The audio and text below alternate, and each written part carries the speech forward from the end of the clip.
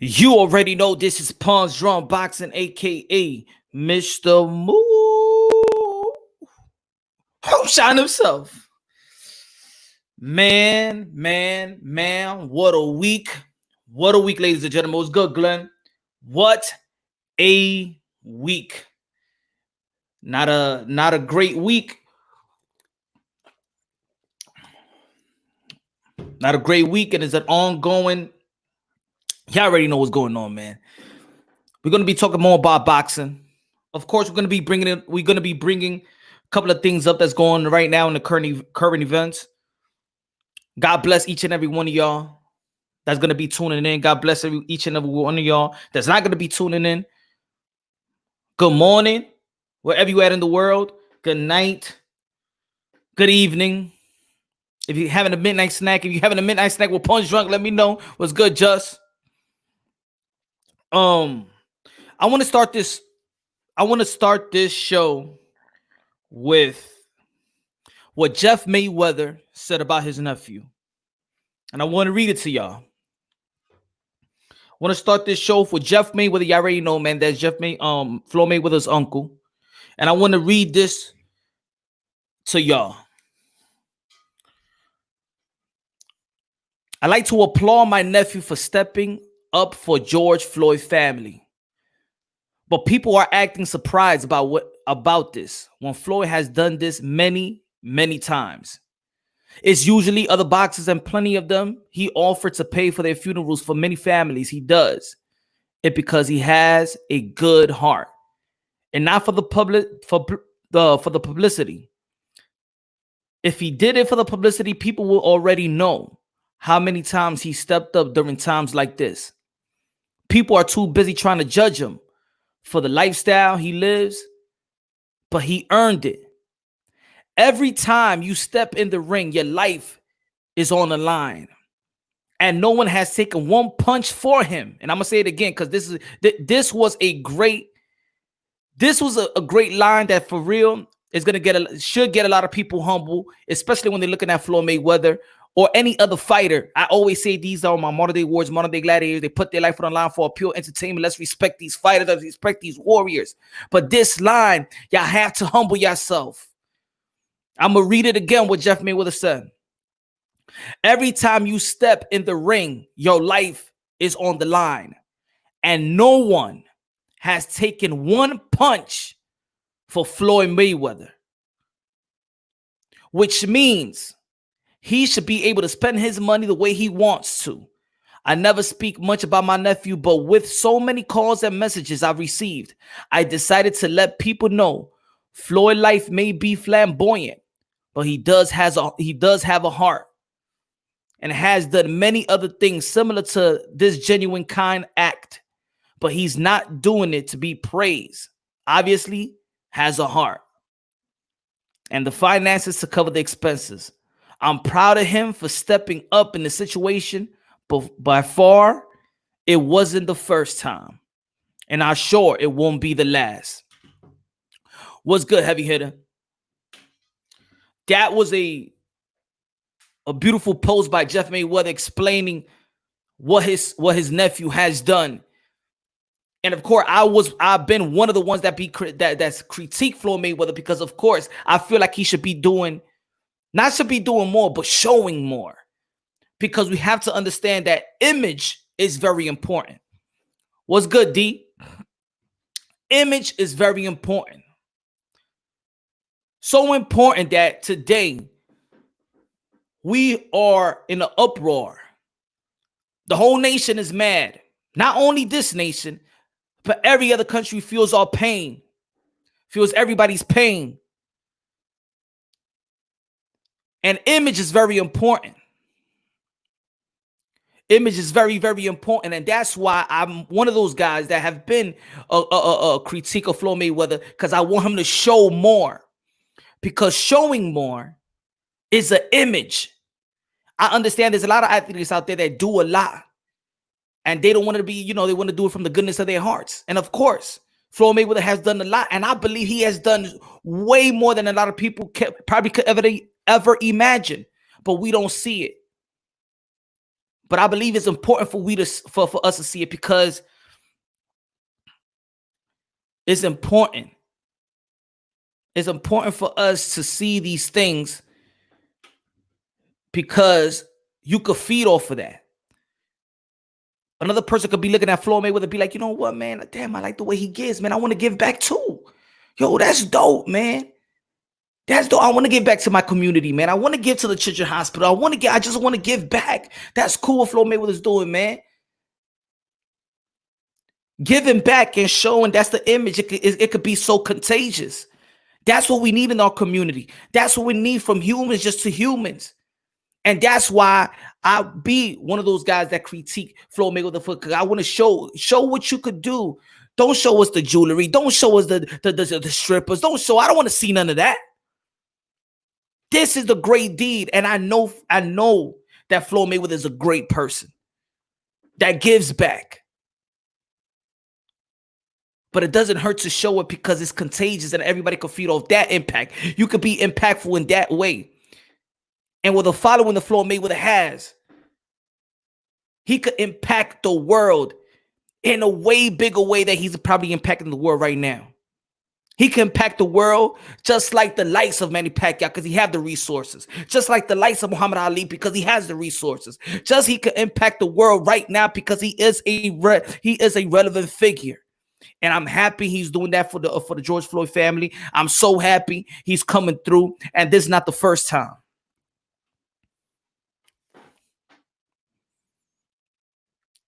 And since it's so contagious, and since the image is real good,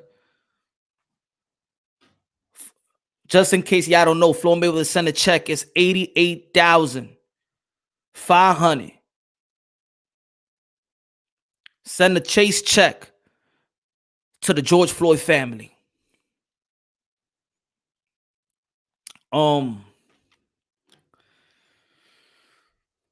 Like, again, we spoke about it in my 2 live shows. I want to talk more about boxing, but of course, man, if y'all want to talk about that and y'all want to keep going about that, we could do it, man. We could talk about life itself. It's a tragic time right now. A lot of emotions is running high.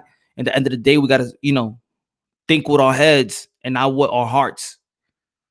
A lot of people's emotional, so we got to level that ish out. Because the proper way is when we gather ourselves, we think, we come up with a plan. We execute that plan in an organized way.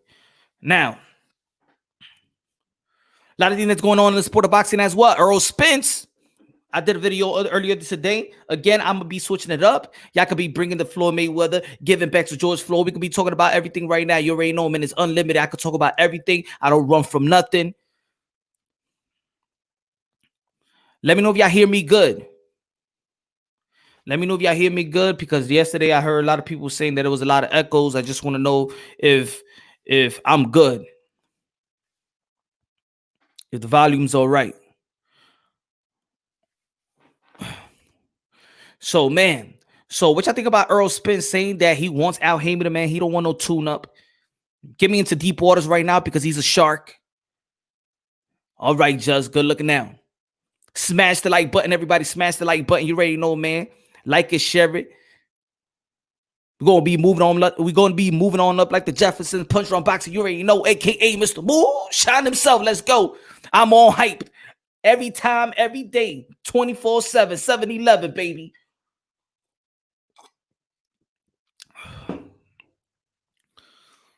So Errol Spence talking about that he's ready. He don't want no damn tune-up. He said he's a shark.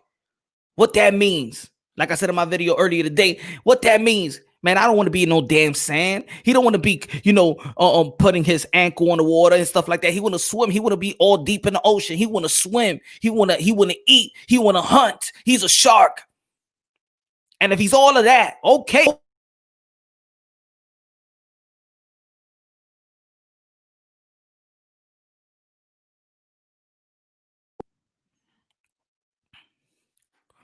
I'm with it. What's good, Carlo? What's good, my brother?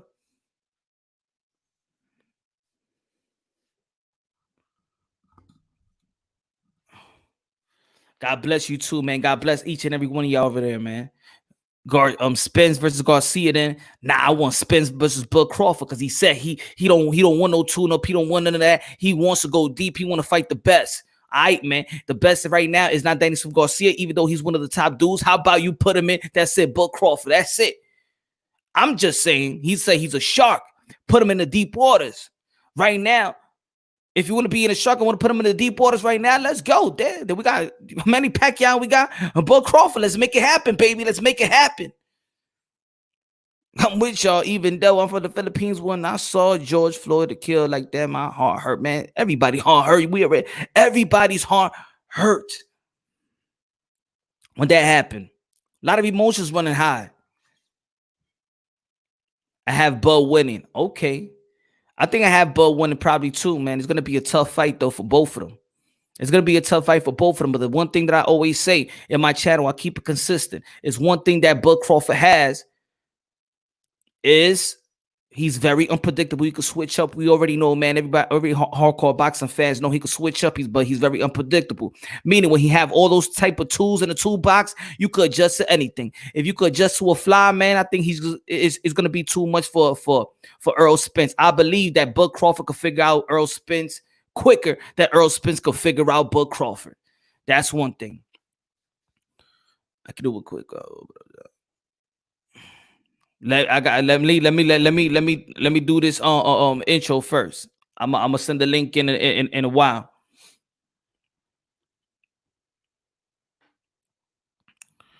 Let me do this intro. I'm gonna drop the link in a minute. Don't worry, man. I'm gonna be here, y'all. Man. We're gonna be talking about all night, man. I got all night long, all night, yeah, all night long, all night. Woo! Boy, Punch Drunk got a little voicey voice. Bud better step up in competition before he jumping in with Spence. That's another good thing, bro. It's true, man. It's true, Ram. That's another thing. We always talking about what about Earl Spence? I mean, Earl Spence just came out of a fight with Sean Porter, so he's prepared. He's prepared for top dogs. The question is Bud Crawford prepared to top dogs? I mean, when was the last time he faced a top dog? When's the last time he faced a top 10 type of opposition? That's another thing. It's true, Ram. We always talking about what Keith Thurman been doing. We talking about what Sean Porter been doing. We talking about what Ugas been doing. Ugas have a better opponents than Earl Spence. I mean, than Bud Crawford. It's true.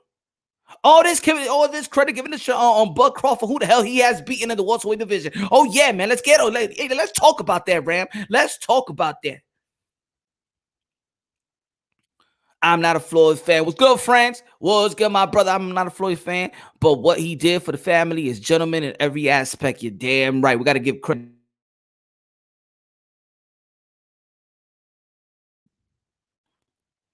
Y'all hear me? Y'all hear me? Sometimes we are too hard on these athletes, on these fighters, just because we might not like their style. Sometimes as fans, we act like a little spoiled brat.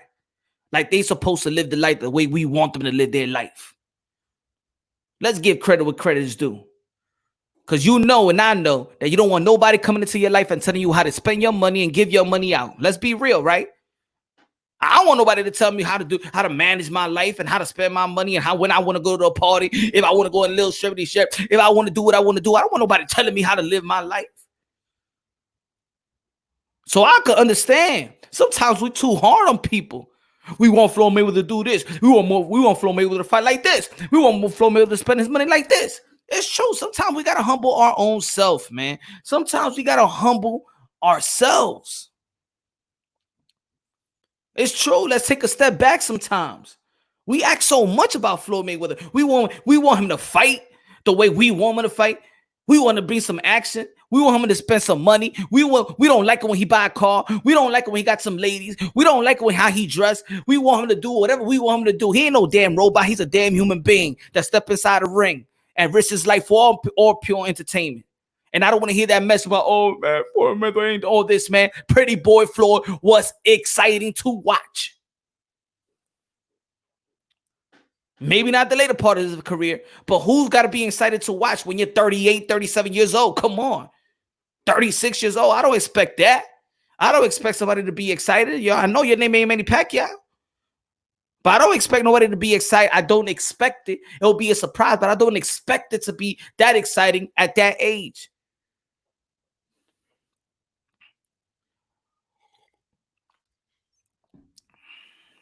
Punch, do you think Arturo Gotti is a top 10 great? Hell no. Hell no. Hell no.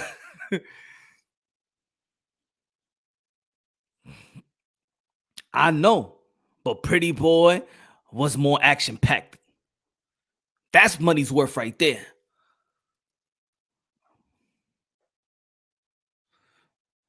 Just putting Floyd down, but how can you put down this? Nah, I ain't putting no Floyd down, man. I'm putting Floyd up. I'm putting Floyd up. I'm tired of the hate too, man. I'm all about love, man. Let's bring the love back. Let's bring the love back. I'm tired of all this hate. There's so much real hate going on out there, man. Oh, okay, T. It's so much hate going out in the real world. I don't want to even talk about hate in boxing. Yeah, sometimes we like a different style. We like different fighters sometimes. Some excite us better than others. But at the end of the day, they risking their life for our own pure entertainment. They ain't no pit bulls. They ain't no chicken.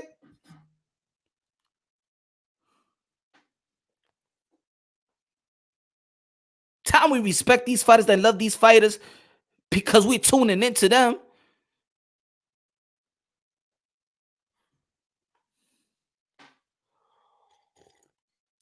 Let me get a little sip of water. Man, I've been losing my voice for the last couple of days because, of course, man, there's a lot of passionate things I got to say to y'all. Agree or disagree. But at the end of the day, we all want to be positive, man. Let's be positive, man. It's going to be a positive live, baby. Positive live. And you ain't coming with a positive alternative. Damn it. Change the channel. You like how that sound, right?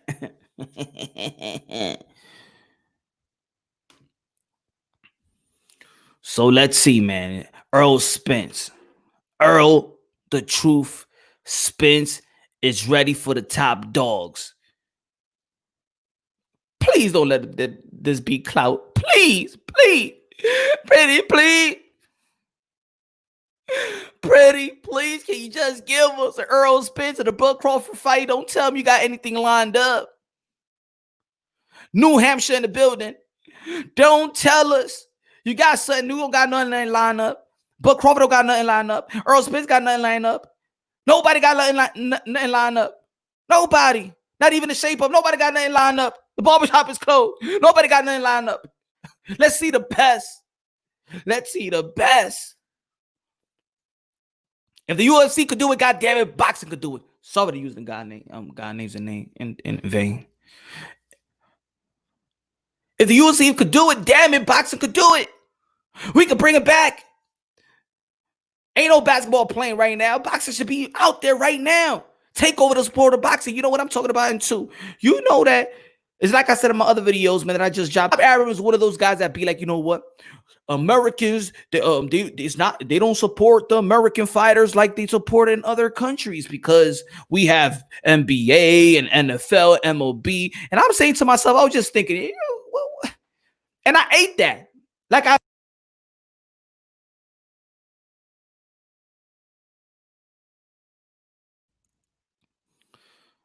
ate that. I ate that. Okay. And then I thought to myself, hold up. When the main event is fight, when there's a main event in the sport of boxing, there's not a lot of sports going on. All right. What the hell Bob Arum was talking about? I ate that. And I thought to myself, no. When there's a main event going on in the sport of boxing, it's not like I'm watching MLB. Who's playing? There's barely nobody playing. Almost everybody's watching a fight. So nothing should get in the way of the support and the loyal support that's supposed to be in an American boxer. For American boxer. It's time America gets it together. I'm tired of coming together when something wrong happens. How about we come together when we got to celebrate? Come on, America.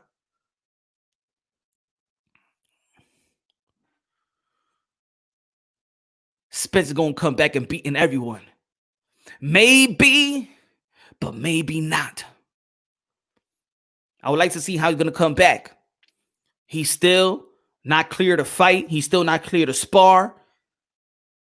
It's going to be tough. It's going to be tough. So we want to see how he's going to get back. How we want to see how he's going to get punched in the grill with an 8-ounce glove. How it's going to feel. Huh?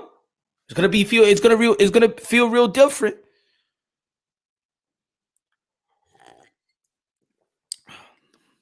But he's a warrior just like everybody else. What's good, Jung? I am hyped. I feel passionate.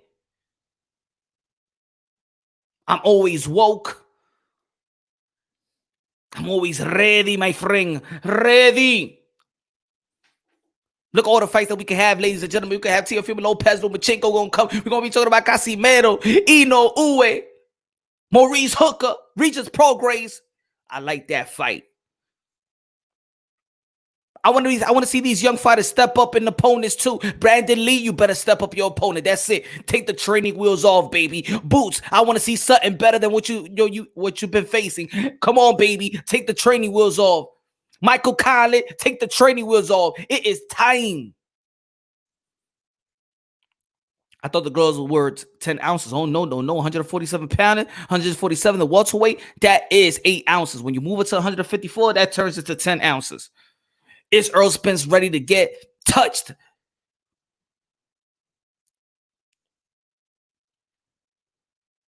And anywhere that Errol Spence turn is going to be a hard matchup. Anywhere that any top welterweight, that's it. You can't go anywhere. You're in your prime. No more tune-ups, baby. No more tune-ups. You're in your prime. The Charlos is in their prime. David Benavidez, Caleb Plant. I want to see that fight today, tonight, right now. That's all I'm feeling, baby. Make it happen. If Caleb Plant also, we could talk about 168 pounds. If Caleb Plant also said that he's willing to fight Canelo Alvarez, that means you're willing to fight David Benavidez. So Al Heyman, make it happen. AKA Casper the Friendly Ghost. Make it happen. Once Pacquiao retires, it's the end of the greatest era of boxing ever. It shouldn't be. We're still going to support boxing. Manny Pacquiao, yes, if it's great. But Manny Pacquiao gone, boxing is still going to live on. And I believe that we got great prime fighters to uplift the sport. These boxers have to do a better job how to promote themselves as well. Like Tyson Furies of the world. We said no politics tonight, right? Right, guys? Enough of politics. I could talk politics. If y'all bring it up, and we're gonna have a nice dialogue, but I don't want it to be long. Remember, this is a boxing channel first. We can talk about politics. We can talk about what's going on in the world. We could do that too. I'm not afraid talking about that. If anybody have solutions, let me know. If everybody wants revolution, is the solution. Revolution is the solution. Everybody, revolution is the solution. One more time, revolution. Woo, man. You like that song, y'all? The solution, it's revolution. Can you imagine a Spanish guy, some old Spanish guy? Sí, say solution. It's revolution, everybody. Yes, come on, say solution. What happened, Papi? Papi, what you know what you're fighting for? Of course I know what you're talking. Yeah, they're black and white. They think right there. We have to fight together because we are together. We family right now. Let's go. Solution, revolution. Okay. Yes. Yes. I put this down the other day. One of the greatest channels. That's what I'm talking about, friends. Damn it, smash the like button. If you want to donate to the channel, you can donate to the channel. You already know, man. Cash App. Also, you got the Cash App. $ Punch Drunk. Super chat. I said in one of my quotes, and don't copyright my quotes either. If you're going to copyright it, give me some of that money. I said racism is not what's killing us. Our cowardly response to it is. Say it again, Punch. Say it again, Mr. Moonshine. Racism is not what's killing us. Our cowardly response to it is.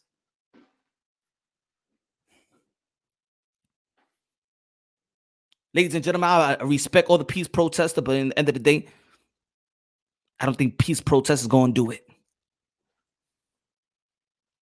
But also, I don't believe in this looting either. But it needs to be well organized. It needs to be a revolution. I put this too. What do you feel about this quote, y'all? What do you feel about this quote? Black people have every right to burn down a country they build for free. What do you think about that quote, ladies and gentlemen? Let me say it again. Black people have every right to burn down a country that they built for free. Ooh, man, who could debate that? I just want to let that quote be out there, so just in case y'all want to talk about that too, because we could talk about that. Anyway, let's back to boxing. Back to boxing. Tell him, Dean, smash the like button.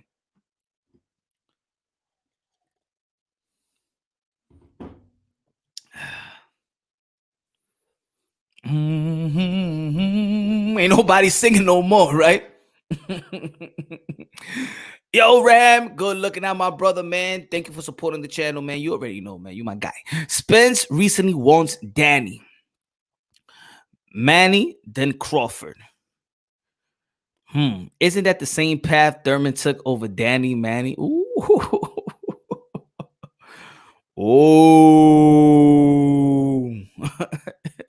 But right? That's a good one, Ram.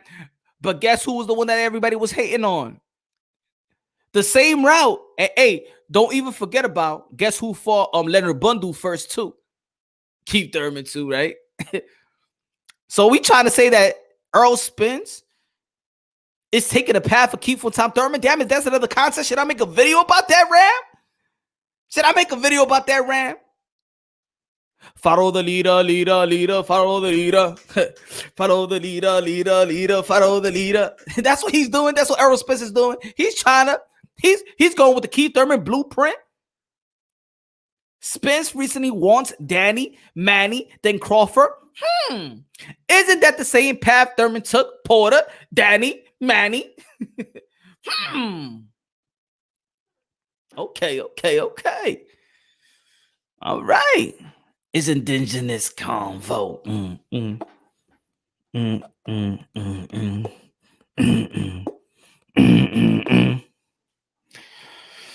Oh, man. We just, man, you know what it is, man. You know, at a time like this, you know why nobody's easing down to? Because actually, Fran's good looking out, my brother, man. Good looking out. Thank you, sir. Thank you, Franz. With the Z. Zorro. Franz Zorro. Good looking out, my brother, man. Thank you, man. Thank you for contribution for the channel, man. Thank you very much, man. You already know I appreciate it. 100%, 1,000%. Greatly appreciate it. Humble appreciate it, man. Thank you very much, brother. Thank you very much, Franz, my friend. Man, a drink for my people, man. I said, man, let's get a little drinky drink. Let's get a little drinky drink. Everybody, man, whoever drinking right now with punch on bicycle, come on, man. Let's get a little drinky drink, man. Here we go. Mm. Woo! Damn, don't get me started, man. And you know what? Everything I've been talking about this week has been on sober. Can you imagine Punch Drunk when he's lit? Oh, baby, don't get me lit right now. Sorry, Bottle. You might be gone tonight. You don't want to do it to me. Don't do it, baby. Stay away. I might tell the people something they don't want to hear or something they need to hear. Mm-hmm. Damn, bro, I'm gonna drink on the 8th. I'm sober for today. Okay. Hey, D. So water, okay, you know. Oh no, salud, Glenn. Okay, my friend. Thief Thurman lost to Porter and Danny. Get the hell out of here, Walter. Stop it. Yo, Gene, good looking out, my brother, man. Thank you again, y'all. Thank you, man, for contributing to the channel. You already know, man. You're greatly appreciated. Thief Thurman. The Thief Thurman gave you a great performance. It gave you a great show versus Porter. Gave you a great show with Danny Silva Garcia. Went back to back. He thief you. It seems like a lot of boxers out there is thieving the fans, but you know it ain't no Keith on Tom Thurman. Keith on Tom Thurman, Porter, then Danny, then Lopez, then Manny Pacquiao.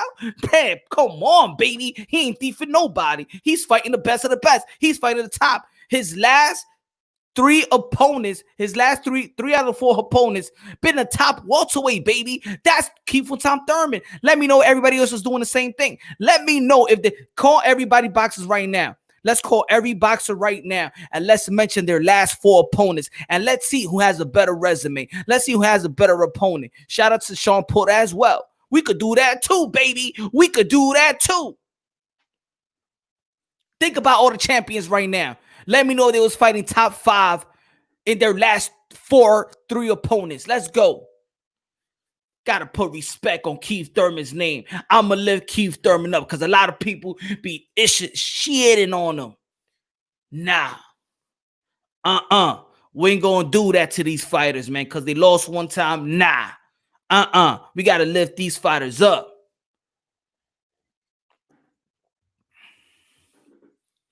Keith Thurman gave us one of the best pay-per-view fights with Manny Pacquiao last year. Gave us a back-to-back Sean Porter versus Danny Silva Garcia. And when he was out, who did anything significantly? Think about it, y'all. When Keith was out in the welterweight division, who did anything significantly more than Keith and Tom Thurman when he was out for almost 2 years? Nobody. Keith Thurman said, here's the welterweight division. What you got to do, guys? Huh? Just like Tyson Fury told the dudes in the heavyweight division, what you going to do, guys? Go ahead. No unification bouts. When I was gone, we didn't see Bud Crawford or Errol Spence when Keith Thurman was gone. Right? Think about it, y'all.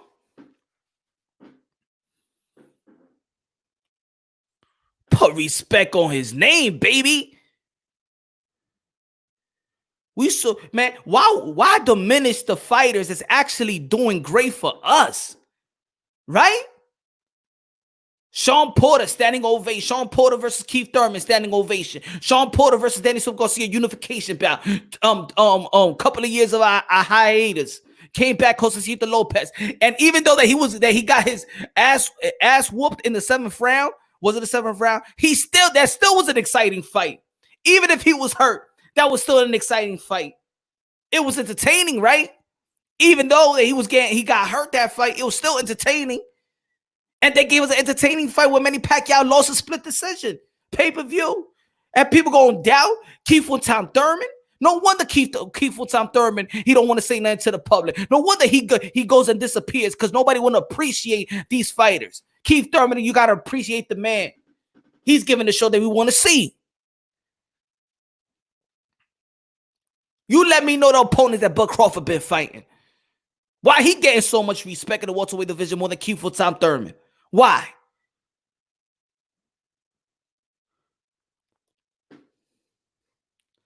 Because look at how Glenn. Tell him, Dean. Protecting the Bradley, that was a beautiful war. Yes, it was. Thurman had the welterweight division in a stranglehold for those 2 years. How? How? What the hell? Earl Spence and Bud Crawford could have fought, right? Did they fight? Excuse me. Think about it.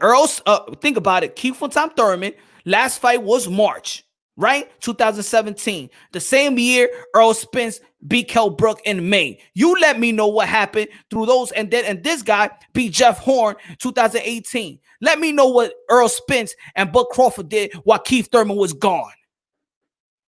Nothing. Let's be real, man. Let's call it how we see it. He ain't holding nothing on stranglehold. And he vacated his belt.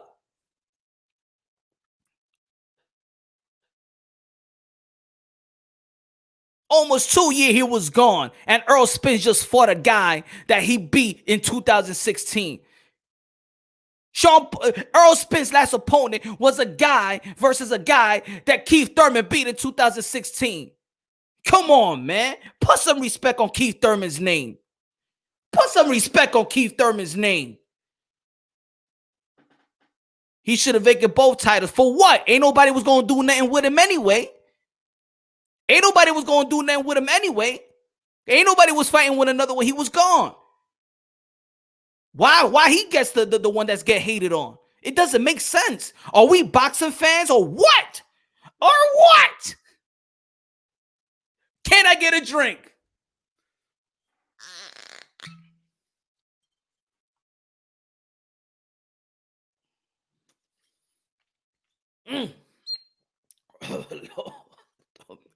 I'm sorry, man. I'm sorry. I just had to. I had a little drink. I had to get a little drink of drink. It's been a tough week, y'all. I'm getting a little sip of water on that one. All right, man. Trying to be sober around here. How does he still have the top 147 resume? Was gone for 2 years. Exactly, Ram. How? Y'all should give credit to Keith Tom Thurman.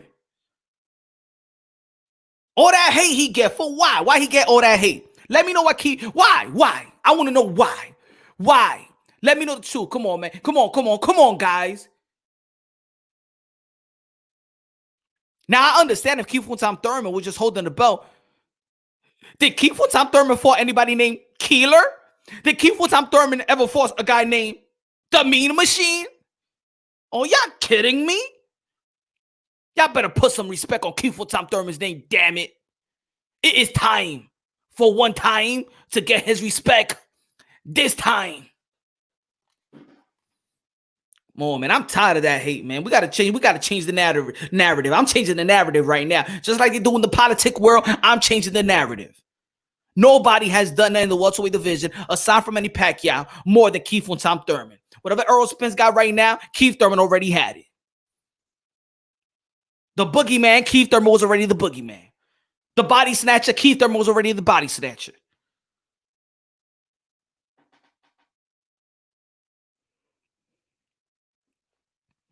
It's true, Ram.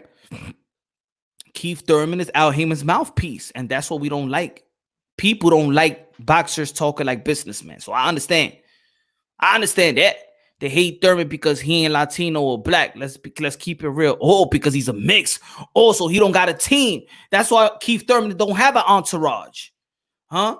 Because Keith Thurman ain't the TMT gym. Because Keith Thurman don't chill with the Charlo brothers and the Adrian Bronas of the world and don't have a clique like everybody else. Huh? Because Keith Thurman walk alone like a man. He don't need no damn group. I seen Keith Thurman in the city. I seen him have his fight. I seen him go to a restaurant and he go dolo. He don't need nobody. Keith Tom Thurman. You remember when he was the people's champ?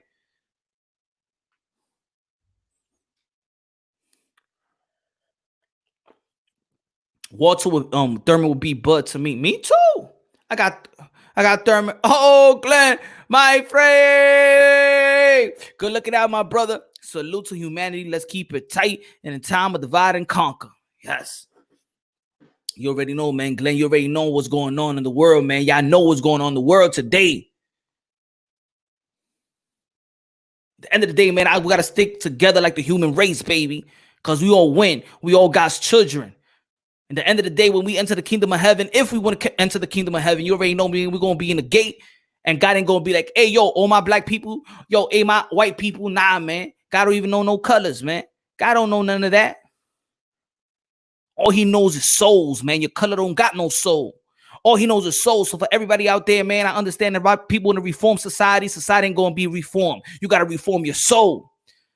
Today, this is just rented, man. The world is just rented. This ain't my home. My home is in heaven, baby. I'm about to finance. I'm going to finance my way to heaven. I'm just running right. This is just a rent right here. I don't even want no new furnitures. I'm planning to finance a place in heaven, baby. What about y'all? Let's talk about it, people. Woo! Man, I'm hot today. Can I get a dream, damn it?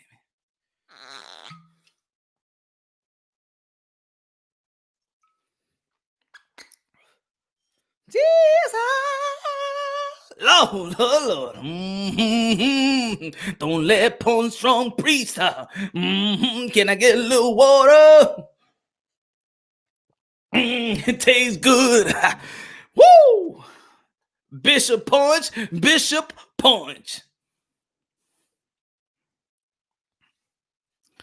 Now, with the buck souls of the evil wild approaching the pearly gates.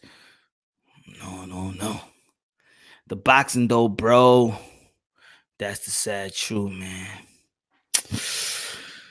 From the Philippines, man, I'm with you. Thank you, my brother. Sign a contract one time. Sign a contract. Everybody got to sign a contract, man. Send a contract.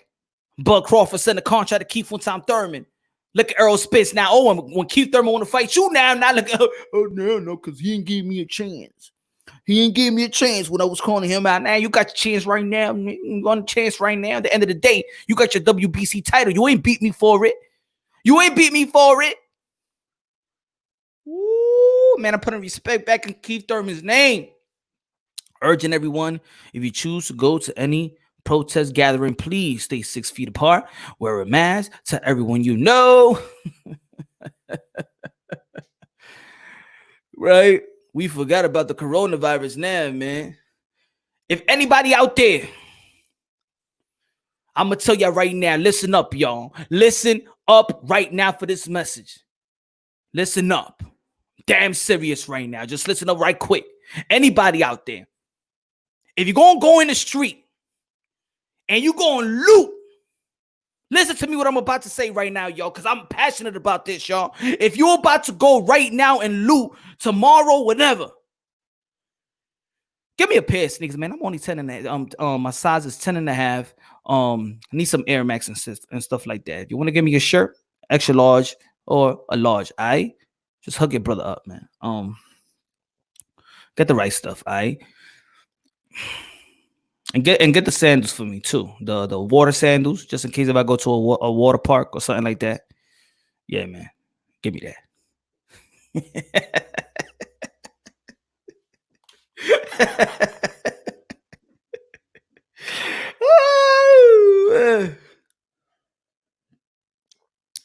Come on, we too serious, man. It's too serious out, man. I'm tired of watching videos all day, man.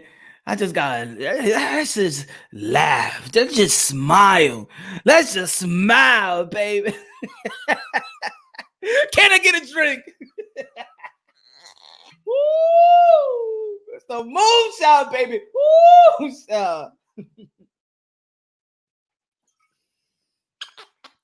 Oh, Lord. Hook it up with your email, Punch. Oh, yeah, yo, I did see. Yo, friends, I saw your email, though. I saw it. But I put it on the description box right now. My email's in the description box. punchrunboxing@gmail.com. The criminal that was crucified next to Jesus, he said Jesus did nothing wrong. Aaron protected Bud from Manny by making him lose a horn. Yeah, we already know, man, what's happening. We know what Bob Arum was doing with Jeff Horn. Thought he was going to get another international sensation. That failed. He's a liar. Bob Arum was a liar. Woo!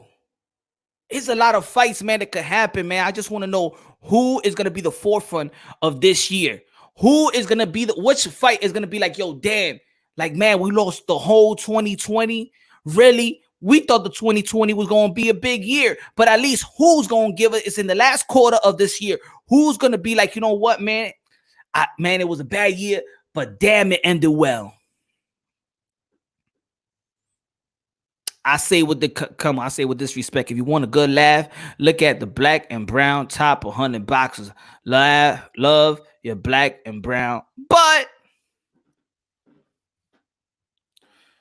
we are one race.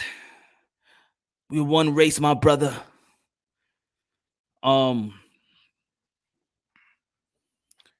And like I said on my other channels, man, I think it's time that we got to share love to the young boxers, because it looks like, man, I think they're on the verge of fighting each other way before these primes going to fight each other.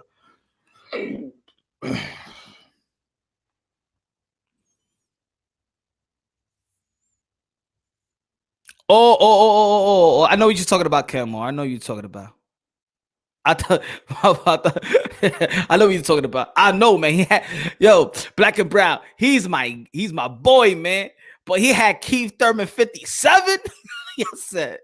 Okay. He had Ugas first, the Thurman. He had Keith Thurman 57. I said, oh, you had Keith Thurman 57. I said, what? Damn. He had Shakur Stevenson before. Like, damn, really? Whoa. Michael was good. Michael Thomas was good, my brother. I love the Sugar Ray Robinson versus Jack LaMotta wars. That was amazing, man. Everything with Sugar Ray Robinson, man. Sugar Ray Robinson is one of the best that ever did it. One of the best, baby. And I don't think I made my point. My point the other day. Thurman is the top welterweight. I say he's one of the top three to me still. Top three to me still. I mean, think about it. Come on, let's go. How many? Let's talk about his opponents. Let's talk about Bud Crawford's opponents at the welterweight division. At the welterweight. Now we're going to talk about overall fighter. Then that's another conversation. But that's another conversation, right? That's another conversation. Welterweight resume: Bud Crawford, Jeff Horn, Jose Benavidez Jr., Amir Khan, and the Meme Machine. Damn right, Keith Thurman is the top three. Man, I'm putting Crawford top 4. But if we're gonna talk about all around, yeah, I'm gonna put Bud Crawford in top of Keith Thurman, and probably in top of Errol Spence too. If we're talking about all around, but we're talking about the welterweight division alone, just the welterweight division and their accomplishments, man, top 3. Keith Thurman, top 3. Bud Crawford gonna slide in the fold. That's just me. Going into the bowl, I know he's 50. I know, Kim. I know, man. It was crazy, right? I said, damn. I was laughing too, brother. I was laughing too. Right? Let's talk about. Hold on, boom. Let's bring up let's bring it up. We're gonna bring it. Let's do it like this. We're gonna bring up the last 4 opponents of a lot of boxers right now, right? The last 4 opponents, and probably is gonna cater to an argument, but I just want to know what y'all think. All right, Manny Pacquiao last 4 opponents. Manny Pacquiao last 4 opponents: Jeff Horn, Matisse, Adrian Broner, Keith Tom Thurman. Keith Tom Thurman last 4 opponents: Sean Porter, Daniel Garcia, Josecito Lopez, Manny Pacquiao. Feel that?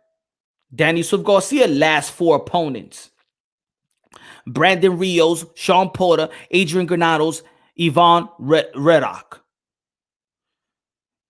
Come on, man. Sean Porter, last 4 opponents: Adrian Granados, Danny Garcia, Udanis Ugas, Earl Spence. Earl Spence, last 4 opponents. Last 4 opponents: Kell Brook, no. No, Lamar Peterson, Carlos Ocampo, Mikey Garcia, Sean Porter. Tell me who has the best last four opponents out of the name that I mentioned.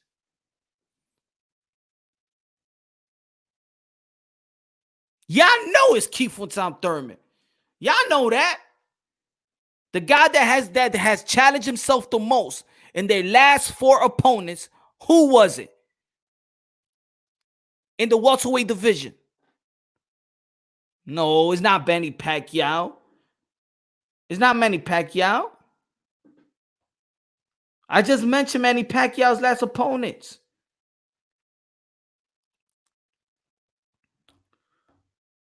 I just mentioned Manny Pacquiao's opponents. Jeff Horn, Lucas Matthysse, Adrian Broner, welterweight division. These guys ain't even top 10 welterweights. So it can't be Pacquiao.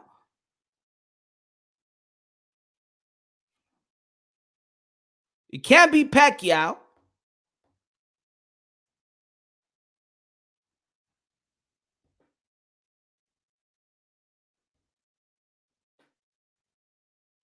Terrence Crawford, last four opponents. Jeff Horn, Jose Benavidez Jr., Amir Khan, and Mean Machine. Three out of the four, man. All these opponents ain't even top 10 caliber of welterweights.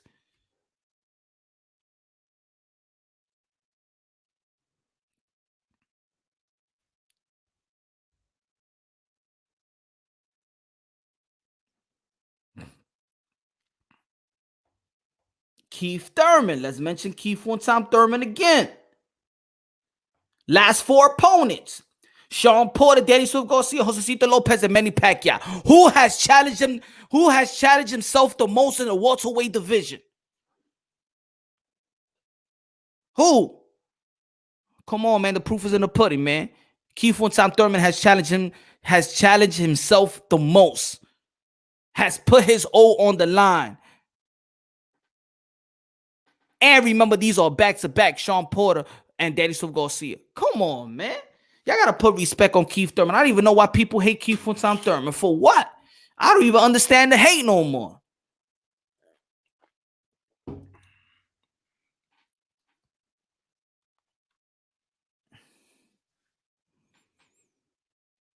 Did Amir Khan go up and wait to fight Bud? No, I think he came down. I think he fought a catch weight. Or did he fight Samuel Vargas before that, right? And he got knocked down by Samuel Vargas of all people. He got knocked down. He's never been consistent, bro. But nobody else been consistent enough to get in challenges, though. You feel me? Who would win overrated, Naseem Ahmed or Manny Pacquiao? I say Manny Pacquiao, man. But too, man, Manny Pacquiao evolved too, man. Manny Pacquiao once he ain't even had a jab. He ain't even had a jab. Yo, am I sounding good? Am I sounding good, y'all, man? I'll put the link, man. I'm gonna put the link.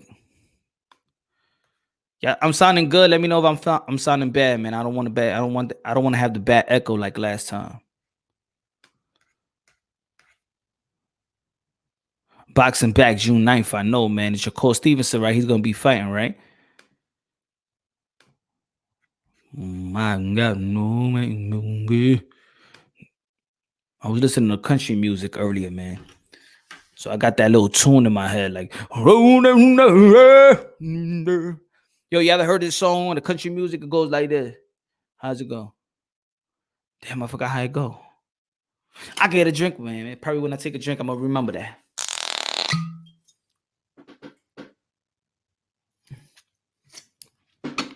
I used to be nowhere.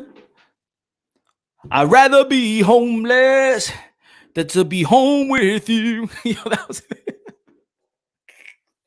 Yo, that's a country song. You ever heard a country song that go like that, man? When a guy that's desperate to leave his woman and was just man unhappy, he said, "I'd rather be homeless than to be home with you."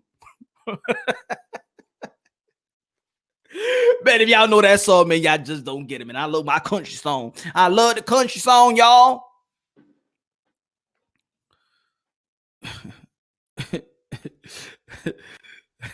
Hey, listen, man. I'm not country, but I've sang karaoke with Garth Brooks talking about I got friends in low places with the whiskey drowns and the beer chases my blues away.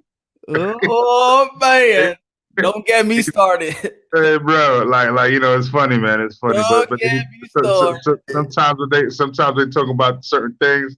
You know what I'm saying? That country shit, you kind of feel like my girls who grew up in Alabama, my 3 oldest girls. So like I can't even get mad, you know?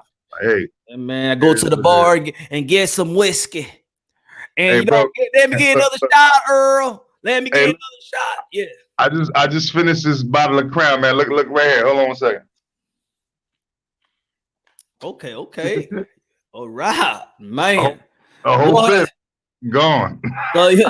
So you're feeling good, huh, buddy? I am, but I've been feeling good all this weekend, man. I've been feeling good all this weekend, to be honest with you, man. Like on Friday, my homeboys, I went to my homeboy's crib for a little boy's birthday party. And then we got into the politics. And then Saturday I was here, and I had come back from I was telling Guido about this. I came back from Daytona Beach because they opened up a bar that's right on the beach, like right on the beach. Like literally you when you smoke cigarettes, you gotta go to the beach. You can't, like, you're on the ocean, you could walk to the water. Like you're on the Atlantic Ocean, you know what I'm saying? Yeah. And so I was chilling there, and then Sunday, then all of a sudden I got a hangover yesterday morning, and then my shorty brings me a bottle of Crown. And I'm like, what the fuck? Like, yo, I didn't even want that. I was like on a hangover and shit, and she brought me a bottle of Crown. You know why? Like, when a girl want to buy you, when your girl want to buy you a drink, is because I want that loving. I want that type of the way when you get twisted and you know what I'm saying. I want that back, nigga. Go take this drink and come right back home, and you already know what to do and wake me up. That's what she's trying to do. You know what? She got it. She got it before I took the first drink though, because she got it when she woke me up and told me she got me the bottle of Crown. She got that work right there. I was like, oh, word, baby. Hey. I want to share a song. I wrote a country song. I ain't gonna sing a country song. I wrote a country song, y'all. Can I sing the song? Go ahead, sing it, brother. Can I sing the song? What kind of beat you need? What kind of beat you need? No, I don't need a beat. It's acapella, but I just want to know. I want to see the. You don't want us to clap along? No. I want to see the people that's. I want to see the yes. If there's the yes or the no, do y'all want me to sing a country song that I wrote?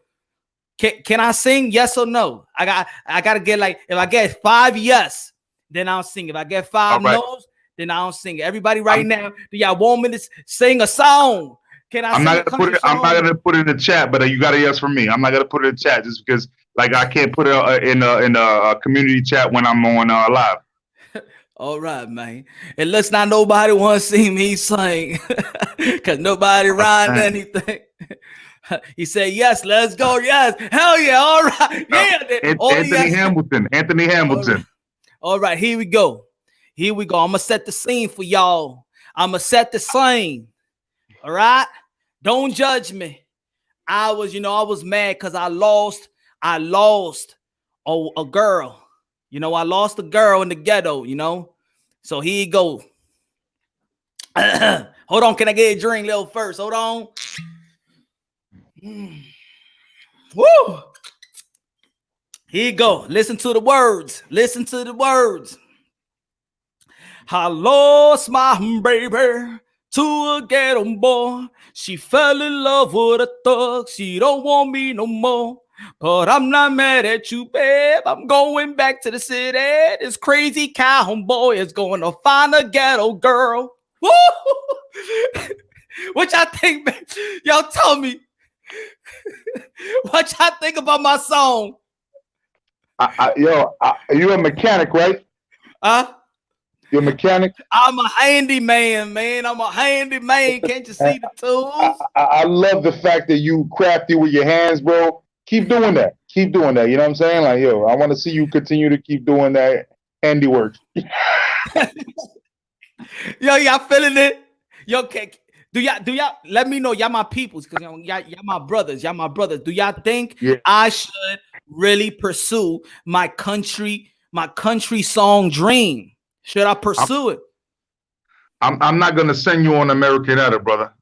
Hold on, let me time in people. Let me time in people. On American Idol, brother. I'm gonna have to really get serious with you. He said, you know Justin, hell no. Come on, man. You shooting my dream, Just, are you shooting my dreams? I'm not a liar, brother. I'm not a yes man. I'm gonna tell you right now, bro. if I have to send people out there to give you Xanax, just so you can stop acting like that, man, then we got to do that. Yo, Big Just, what's good, man? Yo, Carlo, what's good? Talk to me, yo. Big Just, talk to me. Hello. Yo, what's good, man? Hello. Y'all can hear me? I hear you loud and clear. Damn, dude, you could sing. I could. Yo, Carlo, get the hell out of here, man. Stop lying to the brother, man. Stop lying, Carlo. Yo, see, that's what I'm talking for all you haters. For all you haters. I want to hear Carlos sing if he's trying to give you advice about singing. Man, I may be Filipino, but I'm one of those Filipinos who can't sing. Right? So no. No, I can't do it. I can't do it, bro. I can't do it. Yo. Dude, I love it. Dude, again, man. I love it. Right? You see, I'm telling you, man. So, yo, should I pursue my dreams? Dude. You think I got a hit? Yeah, bro. No, it's not. What? No? What do you mean, no? Not at all. Oh, you don't like country songs? No, that's not the reason. It's because it's just, You don't like country songs? You just try to shoot my dreams? I got friends in low places. I know. Maybe he's in a low place right now. Who was that? Who was that came on? I think Big Just. He said he said he don't like it, but he don't sound enthusiastic. Where are you, man? You even the best hip hop artists, like they listen to different music, man, different genres. You got to understand different music. You know what I mean? Hip hop is trash now. Well, yeah, no, I'm talking about like when we grew up. Like I'm talking about real hip hop. When hip hop is dope, it's because they listen to different genres. That's why it's not dope right now, because they like limit themselves and think that any other type of music is not cool, you know, and it's not. That's not facts. Like what facts is you got to be able to relate to everybody in order to be a good hip hop artist. But you know, the largest genre is country music. That's the largest. Yeah, that's true. Yeah, that's the biggest genre. Mm-hmm. Right. I agree with that. Go for your dreams, bro. I'd rather 100%. I'd rather be homeless than to be home with you. Tell that to your girl when you're just tired of her, man. I'd rather be homeless than to be home with you. Damn, dude. Yeah, but yo, Kelman has a point that reggaeton is pretty dope right nowadays, and also when it comes to France, my dream was actually to be an artist as far as it comes to hip hop, and I've recorded mad songs. I've been to clubs. I've performed live in front of clubs Friday nights. Damn, man. Really? I mean, I've done my thing, but at the end of the day, man, when you got as many kids as I got, you got to make a decision. It's like, do you gamble with life, or do you just take care of your family and just hold down a job? And that's what I did. You know what I mean? You see what my man D said? Yo, your song was good. Play. You see, man? Come on, man. Support your boy, man. I'm coming on Spotify and Apple real soon. Spotify. I'm gonna get signed, baby. Bad Boys, right. Death Row Records. It's Okay. Question. Yes, okay. let's go. Name top 3 hip hop artists of all time. Say it again. Hip hop. Name top 3 hip hop artists of all time. My favorite, or who I feel it, man. Nas is number one. Number one. Okay, Nas. Yeah. Nas. Ooh, Y'all making it interesting because you know I love my fucking hip hop, brother. You know what I'm saying? From the beat. Nah, You know, I'm gonna say nah, something that's gonna blow your mind, right? Nas number one. Oh man. I wasn't a big fan, but I gotta give it. Nas number one, Jay-Z number two. Oh, you put Jay-Z. Oh, okay. Mm. All right. Hip hop artists or I want to put Nas number Let's keep one. let's keep it hip hop because like it's gonna be too difficult if we start going into entertainment. Hip hop. Yeah. All right. Nas number one, two Kanye, and three is a toss up with Jay-Z and Andre 3000 to me. That's me. Ooh. All right, Glenn, what about you, brother? You see, I'm gonna say which is gonna blow all your minds, and I don't give a fuck if it does or it doesn't. Busta Rhymes number one, Big Pun number two, LL Cool J number three. Ooh, LL And think about that. I say like this. I say like L Cool J. Now, yo, you know why I rank Busta Rhymes number one in performing, the best performing hip hop artist. And this is why I brought him up. So listen to this though. Listen to how dope this is. When there was an East Coast West Coast beef, he came out with do do do do do do do do do do do do. Put your hands where my eyes could see. What brighter in the place to be. Let's go, Glenn.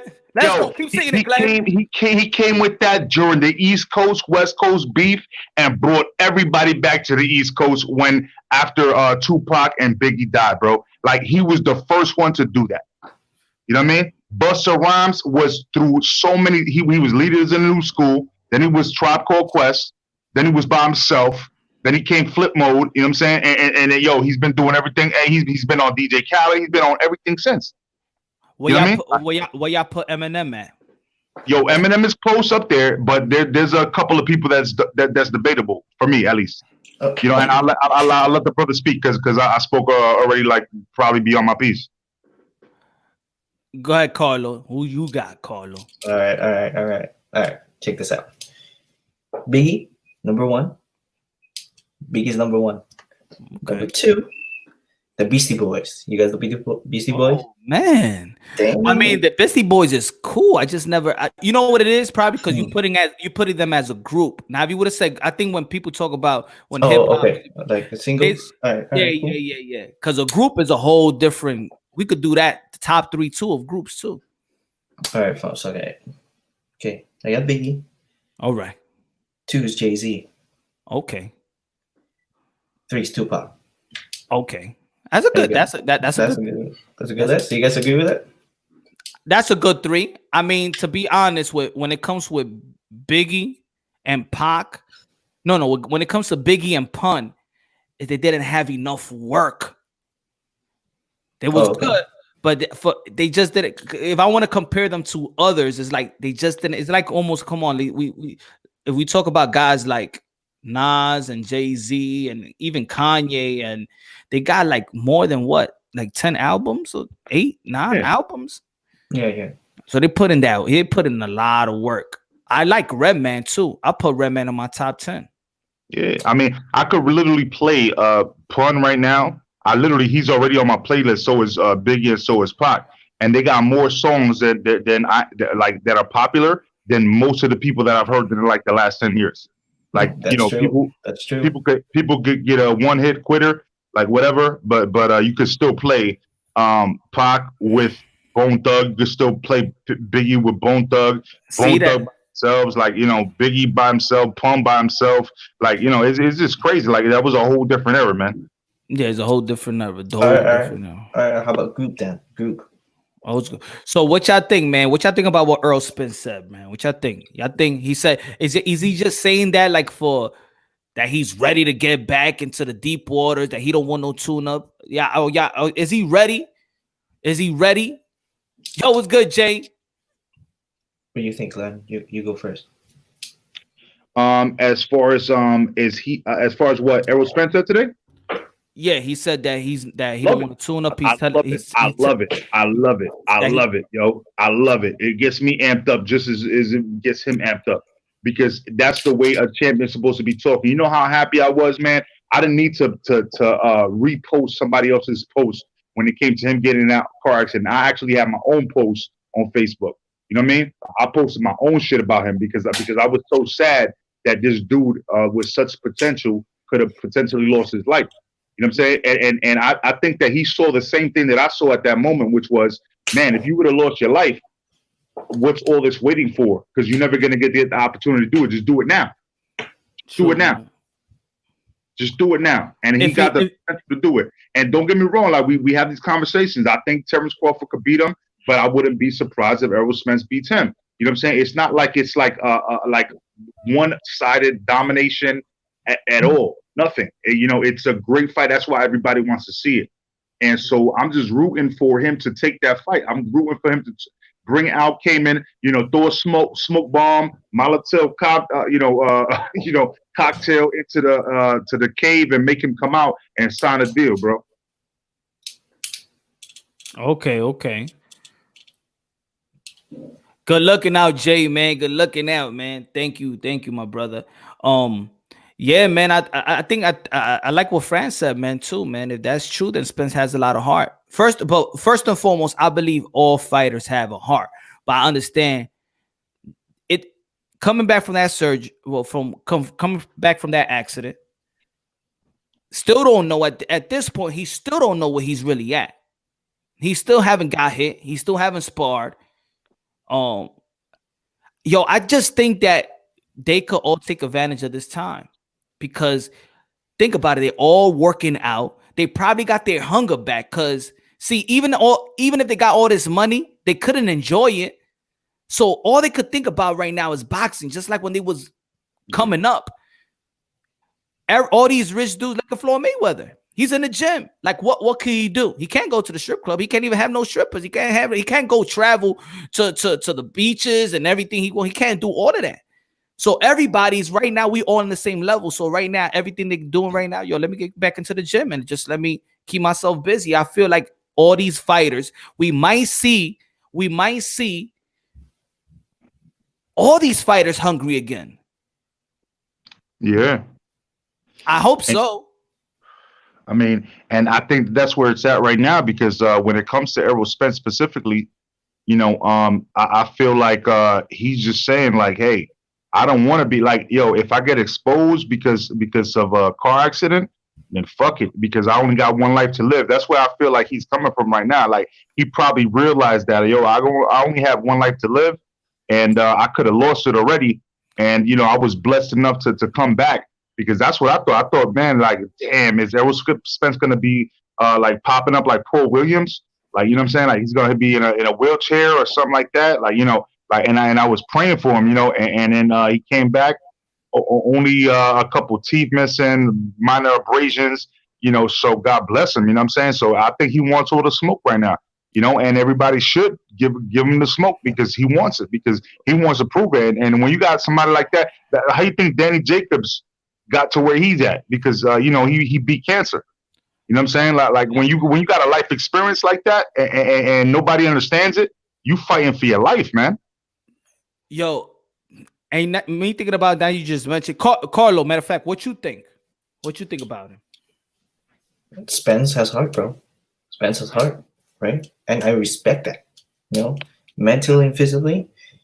You know, he sets an example. If you guys know what I mean. Like, exactly. But we also noticed though, even though that he said that, we're noticing that everybody is saying that they're ready, that they want to fight the best fight. That's it. I mean, everybody's saying it, but who do we believe really that is gonna fight the fight? Who you think is really gonna fight that challenging fight in their respective division? Even Kalen Plant says, "I'm ready for Canelo Alvarez right now," but before the coronavirus, he said, "I ain't ready for it." Yeah, he wasn't ready for that smoke because of the amount of time though for the training. Yeah. So, so who you think is really is talking the talk? I know one guy. I think Errol Spence, when he doesn't even have his teeth back on his freaking gums, is talking that smoke. I think he's ready. I think he had one of those life awakening moments, those epiphanies, and said, "Yo, I'm ready because I could die tomorrow, and I'm ready to do it." But he got no teeth. He might be talking gums. Don't do that, man. Yo, fucking. He might be talking gums. Well, what's his name? So busy adult. Call him Errol the Tooth Spence. Oh yeah. Good channel, dude. That's a good channel. I say this. I do say this. The guy that I know for sure is gonna challenge himself when this pandemic or when these riots end, because now we got two crises going on in America. Is my boy Teofimo Lopez. We know that for sure. He's gonna challenge himself versus Lomachenko. We all know that. Yeah, I believe that too. That's not talk. We know that's gonna happen. Everybody else gonna be talking. Fight, dude. I can't wait for that fight. Woo! I believe he wants that smoke, and I think that Ryan Garcia wants that smoke. I think Devin Haney actually wants that smoke. I just don't see people responding right now to Devin Haney because of the belt that he has, and they're looking to unify, and they're not going to unify with an interim belt. They're going to unify with, and that's what I was talking about the other day. I think that okay, so he's got a belt, but it's an interim belt. Nobody really respects it. You know what I'm saying? And so they're not really trying to fight for that right now. First, they're going to unify. And then if they have something to prove to whoop his ass, then they'll fight him. You know what I'm saying? So if you was Earl Spence's manager or trainer, look at my man Jay said, but I want him to take a tune-up nonetheless. If you was his manager, not talking like a fan, no fan. That's it. You're on his camp. You his manager, trainer, advisor. What would you advise Earl Spence? To take a tune-up or to just go straight ahead and listen to his fighter and be like, yo, put him there with the Sharks? If I'm his manager, I'm gonna get the most interesting tune-up. Period. He's not gonna get like a real fight right up front, but he's gonna get an interesting enough tune-up where he could prepare for the next person he's gonna fight. So we're gonna have to think ahead like 2 fights. You know what I mean? What about you, Carlo? I also agree because a fighter might say he's ready. Yeah. Like physically, but mentally after that crash, you don't know. Okay? Yeah. You don't know. People can say whatever, and fighters will never admit that. Oh, I'm not ready. Oh, I'm not ready. Right? They won't admit that, right? But you know how it is. I think if I was his manager, I would tune up a good tune-up fight before he fights anybody else. I'm laughing because Walter Wright said, yo, Earl fits the Texas country boy stereotype with missing teeth. That's Alabama. That's Alabama, Walter.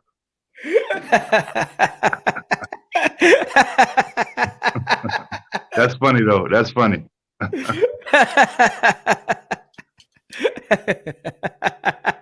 But no doubt. I think that Errol Spence, I would love to see him come back and just beat somebody without a tune-up. But if you ask me to put my manager cap on, I think the wisest thing is for him to check himself first. You know what I'm saying? And but as a hardcore boxing fan, I think that's how we look at it. I think that's what separates us from casuals is we look at things like the fight that we want to see, but then we got to put the manager thinking cap on and what's the realistic next move.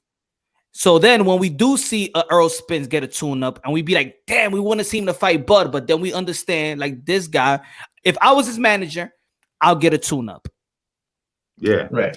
But I want to see him because he's talked the talk. So I want to see him fight. If as a fan looking at him and listening to him, okay, you ready for this? All right. You were saying that this guy, Keith Thurman, was injured. He should just go out and fight you. You've been injured. Go out and fight the best. And that's why I'm going with as a fan point of view. But if I was his manager or trainer, I'd be like, look, well, also depend on this though, because remember what I said the other time. Remember, he got to fight a IBF mandatory. I don't know how that's going to be working out. They haven't said anything about Lipin yet fighting the mandatory with the IBF. I don't know how to pronounce his name. It's too long for me. We got to give him a nickname like the Meme Machine or something like that. T1000. Let's give him T1000. The guy that in the IBF. But he's Earl Spence mandatory. He's been Earl Spence mandatory since March. That's well overdue. They're gonna. The IBF is gonna mandate. I don't even know his name, man, to be honest with you. But because the welterweight division is so stacked right now, so I'm just paying attention to these other fights. But you know, like my son, his name is Righteous. He's boxing. So going back to your point, if he got in a car crash and he was like undefeated, I'm not gonna put my son in that predicament. You know what I mean? To fight like the top welterweight that could definitely defeat him and take away his belt and just fuck up his career and his bread and butter. You know what I'm saying? Just because we want to prove a point. Nah. Hold up. I'm gonna tell my son, yo, chill. Let's take an easy fight first, see how you doing, and then we're gonna take that next fight. We're gonna go full fledged. Let's go to then we do a light fight, and I'm not gonna say a light fight is Danny Garcia. So I don't care who thinks that Danny Garcia is light, because he's not. No, I'll do something. I got that as a 50-50, man. I got that as a 50-50. Yeah, so I do a lighter fight than that, and then I'll tell him, all right, now let's go to be unified with Crawford after that. If he looking good against whoever he fights, yo, let's go to Crawford real quick, or let's go to Manny Pacquiao. You know what I'm saying? Because Manny Pacquiao may be looking to cash out. You know what I mean? Like he may be because this coronavirus interrupted the whole scene. It's true. You know? It's true what Jay said too. He said, yes, tune up as a manager or trainer. Fans are irresponsible and reckless. We have the right to be that way at $84.99 a pop. It's true. Or you could just be getting robbed at $84.99. But you know, also is that these fights don't have to be pay-per-view either. I know that Al Heyman always want to rob the bank, but even you could. Why not give it a prime time? I like when Keith Thurman and Danny Silva Garcia did that prime time. CBS. That's big. Yeah. Everybody home. What's his name though? Bob Arum actually said that we need to reduce the price to about $20 per, $20, $30, $40 per, you know what I'm saying? Because there's not going to be a way to come back, from the boxing. And let's be honest, bro, I'm going to give you credit. I'm here with you right now. We're talking boxing. But if it wasn't for your channel and other channels like promoting this shit, boxing would probably be dead right now. True. It would be dead. It would be dead because you know what? There hasn't been any boxing, and casuals will not continue talking. They'll be like, oh, yeah, that shit is dead. That shit is dead. Yeah. So we talking about it right now on a Monday night, bro. On a Monday night. Exactly. We're keeping it alive.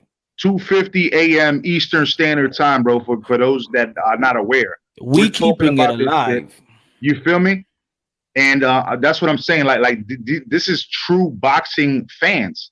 And so people that don't know that, man, like they wouldn't probably be following boxing if it just came back.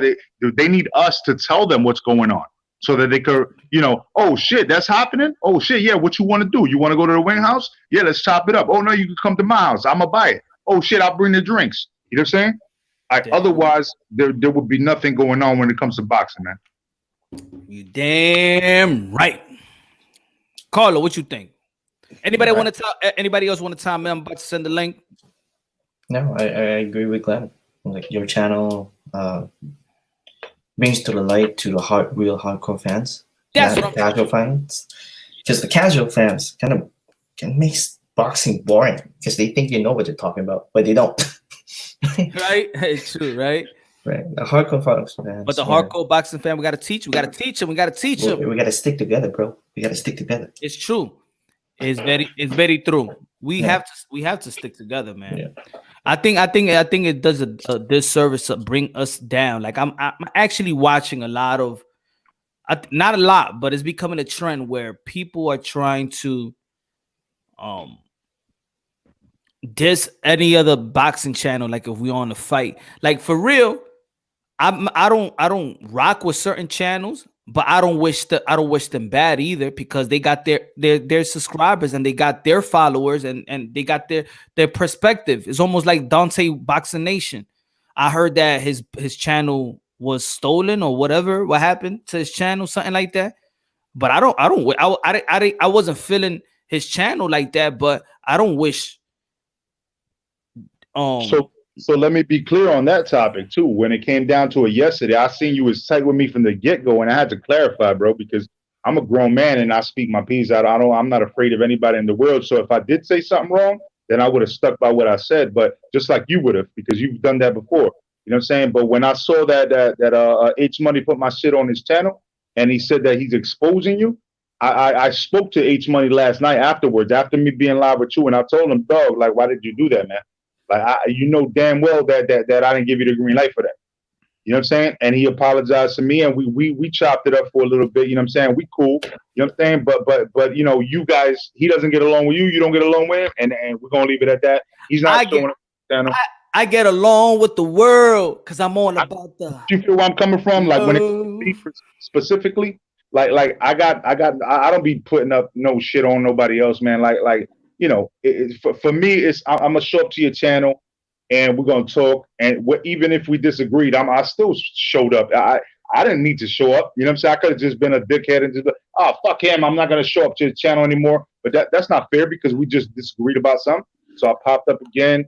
Yo, Punch, I think we disagreed on something. Let me talk to you. And you like, yo, let's talk this and that. Let's chop it up. And that's what we did. And guess what? We're here today on some peace shit, right? That's what men do. I know that's what I'm trying to say. That's what men do.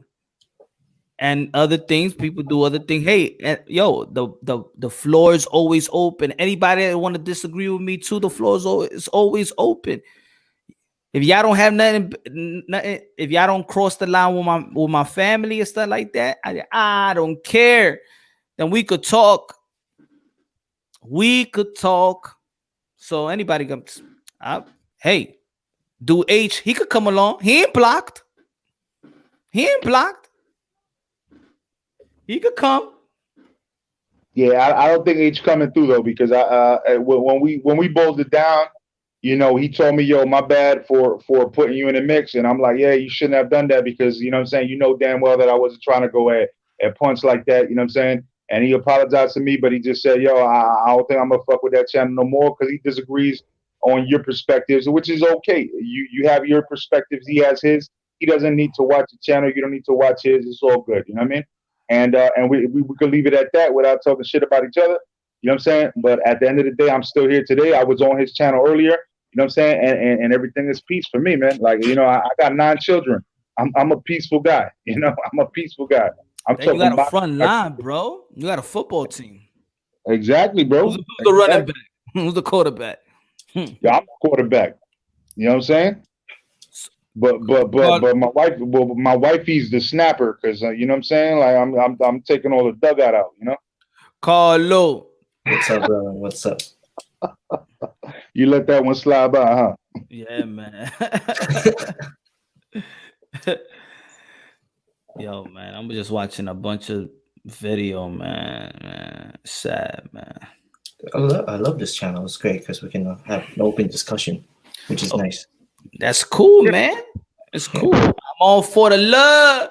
I'm all for the LOVE. I don't HATE. I'm gonna pay you $20 not to sing anymore. Nah, man. Come on. Okay. All right. Any super chat? All right. I now stop. Some channels block you and put you on timeout for basically just breathing. Yeah, Jay. I know. You know. I don't. You know what? I don't. That shit happened to me though. That shit happened to me. But anyway, I did block one person though. He and whoever know, he already know he blocked. So I think I know who he is. It was the last night that you blocked him. Yeah, he needed to be blocked. Yeah, okay, I got you. I already know who it is. He needed to be blocked. When he grows up, then he could come right back. It's for adult show, I guess. Oh, I think I know what you're talking about. I'm not even gonna talk names, but I know you exactly what you're talking about. Yeah, it's for adults. I guess he's still a kid. So that's crazy. Yo, question for you both. Hey, I do. Yo, no lie. You know, in YouTube, before you go stream or whatever, they have this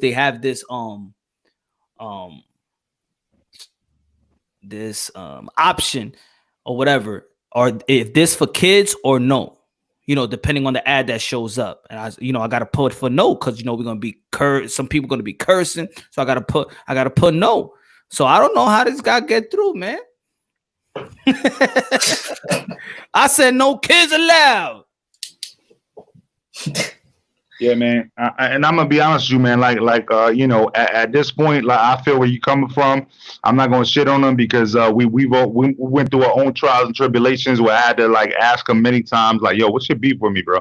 You're 12 years old. What I look like a grown man arguing with you, bro? Like, just tell me what your beef is. You know what I'm saying?" Then he's like, "Oh, my bad. You know, this and this and that." So I'm not gonna shit on him because he probably feel bad already. You know what I'm saying? But at the end of the day, like, you know, like I have my own problems with him, and yeah, I try to fix that, you know, and you know, I'm not the type of dude to be sitting on here on live media, clout chasing, or you know, trying to be a thug dude, like, you know what I'm saying? Like, bro, I grew up my own life, man. I grew up my own life, man. I don't even think I'm shitting on anybody, right? I don't even sound like Los. No, Right? never. Yeah, I wasn't saying you. I wasn't saying you specifically. I was just saying like I didn't want to feel like that. Like that's No, why I'm I just kind of took quiet.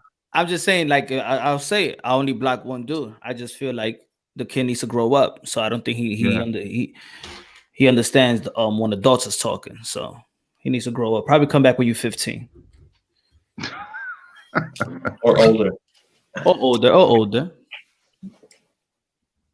I'm saying I did see when on the bottom of the chat it said this person was blocked. So I was like, Yeah, so I saw already that knew. too. Already knew. I was like, yo, oh shit, he got blocked. You know. You remember Don Francisco? Everybody, whoever Spanish, I know Don Francisco. I went to one of his shows, bro. Y fuera. Mhm. Fuera. Mhm. Yeah. And remember Edie Chacon talking about like hyping people up, gassing people up. Mira, te merece eso y mucho más. Like just like, yeah, motherfucker, you deserve that and much more. Fuck you. That's old school shit though. Matter of fact, that's gonna be the new that I'm gonna take that, yo. I'm gonna adopt that into my channel. Y'all already know, man. When somebody's filthy, when they line their ass off inboxing, we give them the Mr. Pinocchio. When you gotta be out, and if you say some stupid things in the channel, you gonna get the y fuera, y fuera. Yo, what up to third cab? But I'm gonna say this, yo, you could record my voice because I had a fry guy when I worked at Checkers. I was a general manager at Checkers, bro. I used to open up new restaurants, and my dude was on the grill, and then he went to the fry station, and he was the fry guy. We used to call him fry guy in the middle of the rush. And one day he turned around, he's like, "I'm a real boy." You know what I'm saying? And it was like, yo, that was the funniest shit we heard in the middle of like everybody was in a rush, like trying to get food out. And this dude turned around and looked at everybody, "I'm a real boy." You know what I'm saying? Like, and he was dead like straight down south, bro. I was like, damn, this dude is funny as fuck, bro. That shit. Ever since then, I say that shit to my son. He's only 5 months old. And I just be fucking around with my kids. God bless, man. God bless. Yeah, God bless your son, dude. God bless your family, clan. Yeah, I appreciate la linda Iri Chacón, sí, Panty. Oh, Iri Chacón, ¿te recuerdas Iri Chacón? Ya es una vieja sucia. y el gordo y la flaca. Oh man, yo, anybody, yo, if you know Spanish, man, go see this movie, Sankey Panky. You ever watch that? You ever watch Sankey Panky? I never heard that shit, but that shit sound like Spanish. But I don't know if they got it in YouTube. Yo, if you Spanish, bro, watch the movie Sankey Panky. You're gonna die laughing, bro. Sankey Panky. I'm gonna write it down just in case. Because yo, in South Florida, they used to have every year the Baja Panty concert, and then they had Thong Thursdays at Club Iguana every single Thursday, bro. But they had Baja Panty. You know what I'm saying? You already know what Baja Panty means, right? Oh, so they had the Baja Panty concert every single year, bro, in South Florida. That shit was crazy, you know? Yeah, man. Yo, so What y'all think about Floyd Mayweather, man, giving back to George Floyd, man? What you think about his humanitarian efforts? Beautiful. And thank you for posting that earlier, bro, because you the one that put me up on that. And I was able to tell my girl after her watching a whole day of chaos, you know what I'm saying?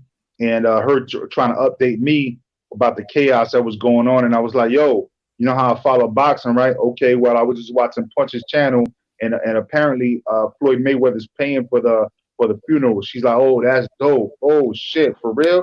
You And know I how was many? like, yeah. I put it down, right? I put it down in the title box, right? He Yeah, paid. yeah, 80 that was good. That was good, man. Yeah, man, that's good, man. And you know the thing is, Floyd has done that to a lot of dudes, man. Yeah, we never heard about it. That's the Yeah, thing. man. And that's what it is, man. I understand because I know athletes. I know a baseball player that actually helped my mother. My mother used to do drives, like food drives, and he'll give a check, but he'll tell my mom, just don't tell nobody. That's all. Just don't. I just wanted to. It's from the goodness from the heart. It doesn't have to come out, and that's the only thing that he'll say. But then I had to tell people because then in New York, people will talk ish about this guy, you know, and I'm like, nah. The baseball player is Manny Ramirez. Yeah, I remember Manny Ramirez that played with Boston and Cleveland Indians. If y'all know baseball, play with LA Dodgers.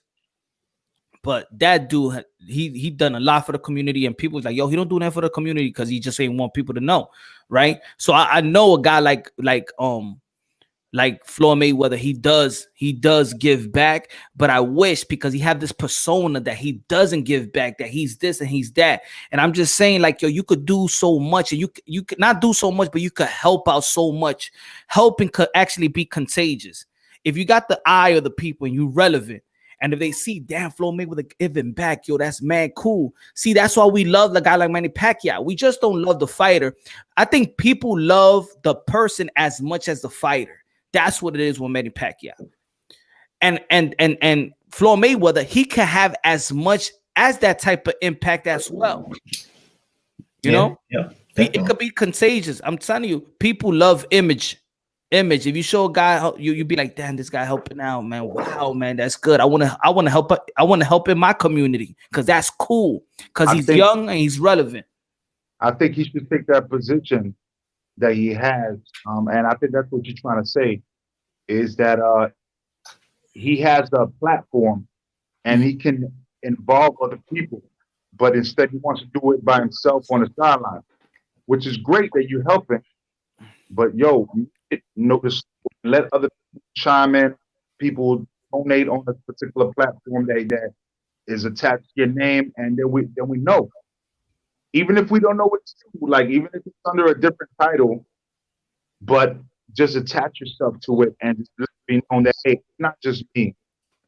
I can go ahead and put this platform up and other people to help out, and then we're going to help. Because you know what it is when you get older, man. You want to see, like, when you get older, it's not the young stuff ain't cool. You know what I'm saying? Like, yeah, like for how many years are you gonna show me a car? Like, yeah, I already know Rolls Royce. Okay, I know that. Yeah, I know exactly. jewelry. Bugatti. We already know that. Yeah, you're not impressing anybody, man. You're just bragging about it. So if you do something, you could, you know, at this stage of your life, I don't want to see the next watch you buy. Like, y'all, I know strip club owners. They don't gotta be. They not. If you check out their Instagram or whatever, they're not posting their ish up. You know, you know what? I'm just saying, like, I that's why I love what he's doing, and I know that he does it behind the scenes. Just show it so other people can emulate. You don't want people to emulate that material things is wealth. You want to tell them that humanitarian and helping others, the less fortunate, that's actually real wealth. That's character.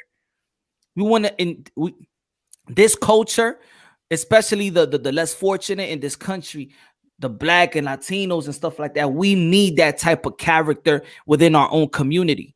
We cannot let hip hop be our voice. The dude, look at 69. He comes with one video, 46 million. So on the male side, he's the voice. On the female side, it's Cardi B, a damn stripper. And that's who's the voice of hip hop. And that's who's the voice of the youth. You know, we I'm need not even gonna some. respond We to need that. some real relevant voices. That's the reason why Muhammad Ali is considered the GOAT, because of what he did outside the boxing, Exactly. right? Yep. Yeah, because what he did outside the boxing. Definitely, Manny Pacquiao. It is, but you know, not to take credit from Floyd Mayweather state. You know what I mean? Yeah, man. Am I breaking up? I'm Are you sounding good? good. Am I breaking up? Yeah, Yeah, this has been the best live clarity for the whole weekend because it was like echoing the whole weekend. Oh, because I hear you breaking up. I just yeah, I hear Glenn breaking up. You hear me breaking up? Yeah, dude, we hear. Yeah, you're breaking up pretty bad. Sure. Well, I'm on 6% anyway, so let y'all brother know. Chop it up. Love you guys. all Keep right, doing what brother. you're doing. You know what I'm saying? And Yeah. hopefully we tighten up. We need to be one nation under God. All right, man. God bless you, my brother. God Yeah. bless. Yes, God bless sir. you, bro. Easy. All right. You lose. Know what up, brother? Oh, I'm gonna send the link again. I'm gonna send the link again. Just in case anybody want to jump in. Dude, I agree with everything you said. You know, that's the reason why people love Manny Pacquiao. They need a role model. They need Yeah, man. inspiration. That's why Yeah. Muhammad Ali changed boxing, because he was he changed his name because of the war he does not want to fight, right? He changed his religion, right? And then outside of boxing, he did so much for the community. Yes, man. That's why they call him the GOAT. Exactly. You know. Floyd can So be like that. Floyd can be like that. I But know he that's does it is outside. nothing. Nothing should stop him. No. You know, nothing should stop Floyd from that. That's good. He's good money. Like he's, you know, Amanda Serrano.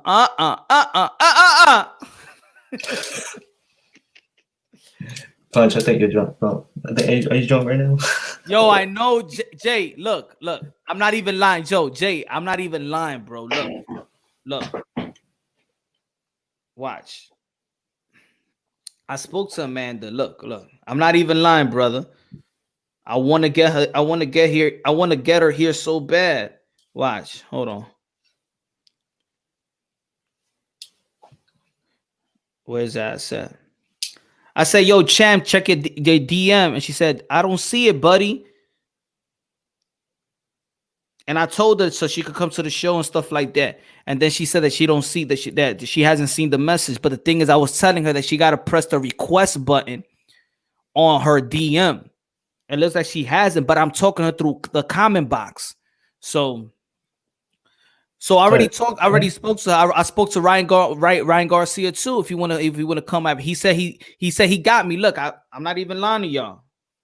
I'm trying to do some big moves out here for y'all, man. I'm grinding out here, y'all. I'm grinding out here. I'm trying to do it. You know what it is? I think that because I'm like a young channel. You feel me? Yeah. And they don't know what type of question I'm gonna ask them, and probably they don't know. Mhm. So that's what it is. I think that's what it is. You feel me?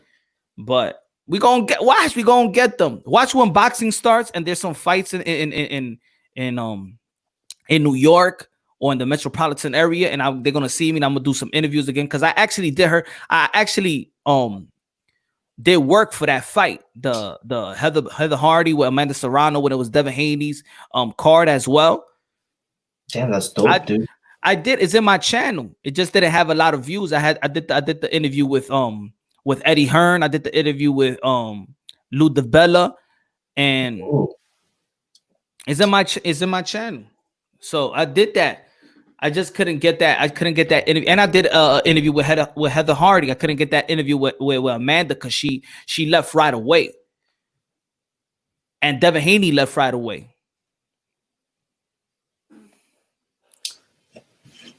Okay, question, Punch.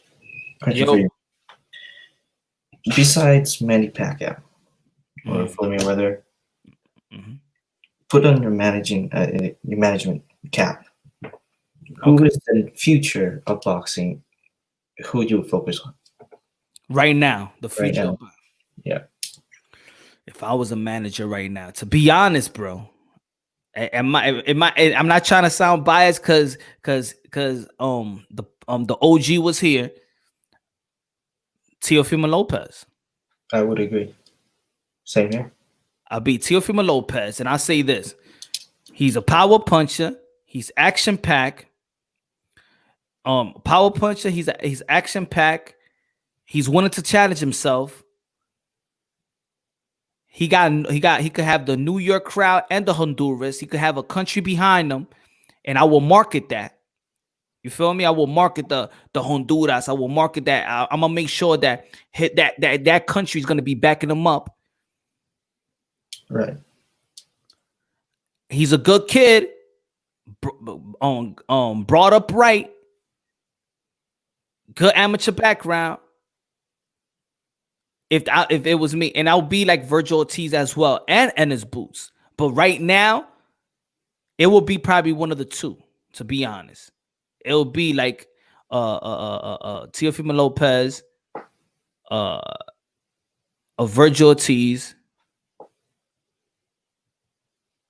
Ryan Garcia. I do Ryan Garcia. I do Ryan Garcia, but I also do and his boots. Boots and his. Oh, and his boots, yeah. He's a good fighter. I love those guys. Yeah. So are you talking about in terms of marketing or in terms of being? I think in marketing wise, I can market Lopez more because also he could talk. He talks. Right. He talks trash, and then his pops is going to do some work too. Oh yeah. So I could. He reminds me of Ghost Guerrero's father. you know. He remind me of Angel Garcia more. Oh, okay. Yeah. Oh yeah. Danny Garcia. Yeah. Like if you want to compare the two, but I think he's more clearer though. Like I think he's a better talker than Angel Garcia. So in terms of marketing, so Lopez will be still. Yeah, I got Tio. Yeah, if I was the promotion, I'd get Tio. I got Fimo, Virgil Ortiz, and his boots. But it's easy to get Ryan Garcia, right? I could get easily Ryan Garcia. He already got the social media followers and stuff like that, and that's why. But really, who will you pick? I would pick Lopez and then Ryan Garcia. Yeah. At third, I was gonna say Tank Davis, but I don't know, man. I don't know if I should pick him or not. Just other things. For me, okay, I like Tank Davis. But I know I will have to put more money in promoting him as well because he don't talk too much. No, yeah. Will Tank Davis get the same recognition if he was signed to, let's say, Lou DiBella? What do you think? I don't think he would. Will he be known like that the way he is known right now? He's known for Mayweather's side because with Floyd, right? Because of Tank and Floyd. Because to me, he'll be just like a Gary Russell Jr. Oh, really? Now, can you imagine if Gary Russell Jr. came up with Floyd Mayweather? Ooh, I could. You know, so I think more Gervonta Tank Davis is the product of the numbers, is the product, or the how you say the visibility is because of Floyd Mayweather. Mm-hmm. And to be honest, even Floyd Mayweather don't even promote him that way because if you look at Floyd Mayweather's Instagram, and this is why I think that he has something. He might be having something against Tank Davis, or because as a promoter, I'm gonna go to Mayweather and let anybody, if y'all could be a testament to it. I go to Floyd Mayweather's Instagram. He got 23.5 million. I don't see no videos with Tank Davis, and that's his golden goose. He got strippers. Look, he don't promote his own fighter. I don't see who else. I don't see Battle Jack. I don't see Rolly. Yeah, I don't see them either. Mayweather's Instagram right now. I don't know. And forget about the Mayweather promotions page. I don't look. Go right now. Anybody go to if you have a chance, go to Floyd Mayweather Instagram, and you do not see none of his fighters. For a platform that is 23.5, you should be promoting your fighter. You know, in my opinion. Look, I'm showing that I can't even see one. That's it. I can't even go further. Let's see Mayweather promotions.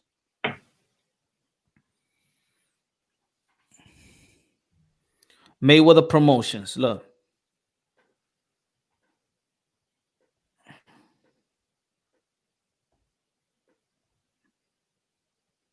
Look.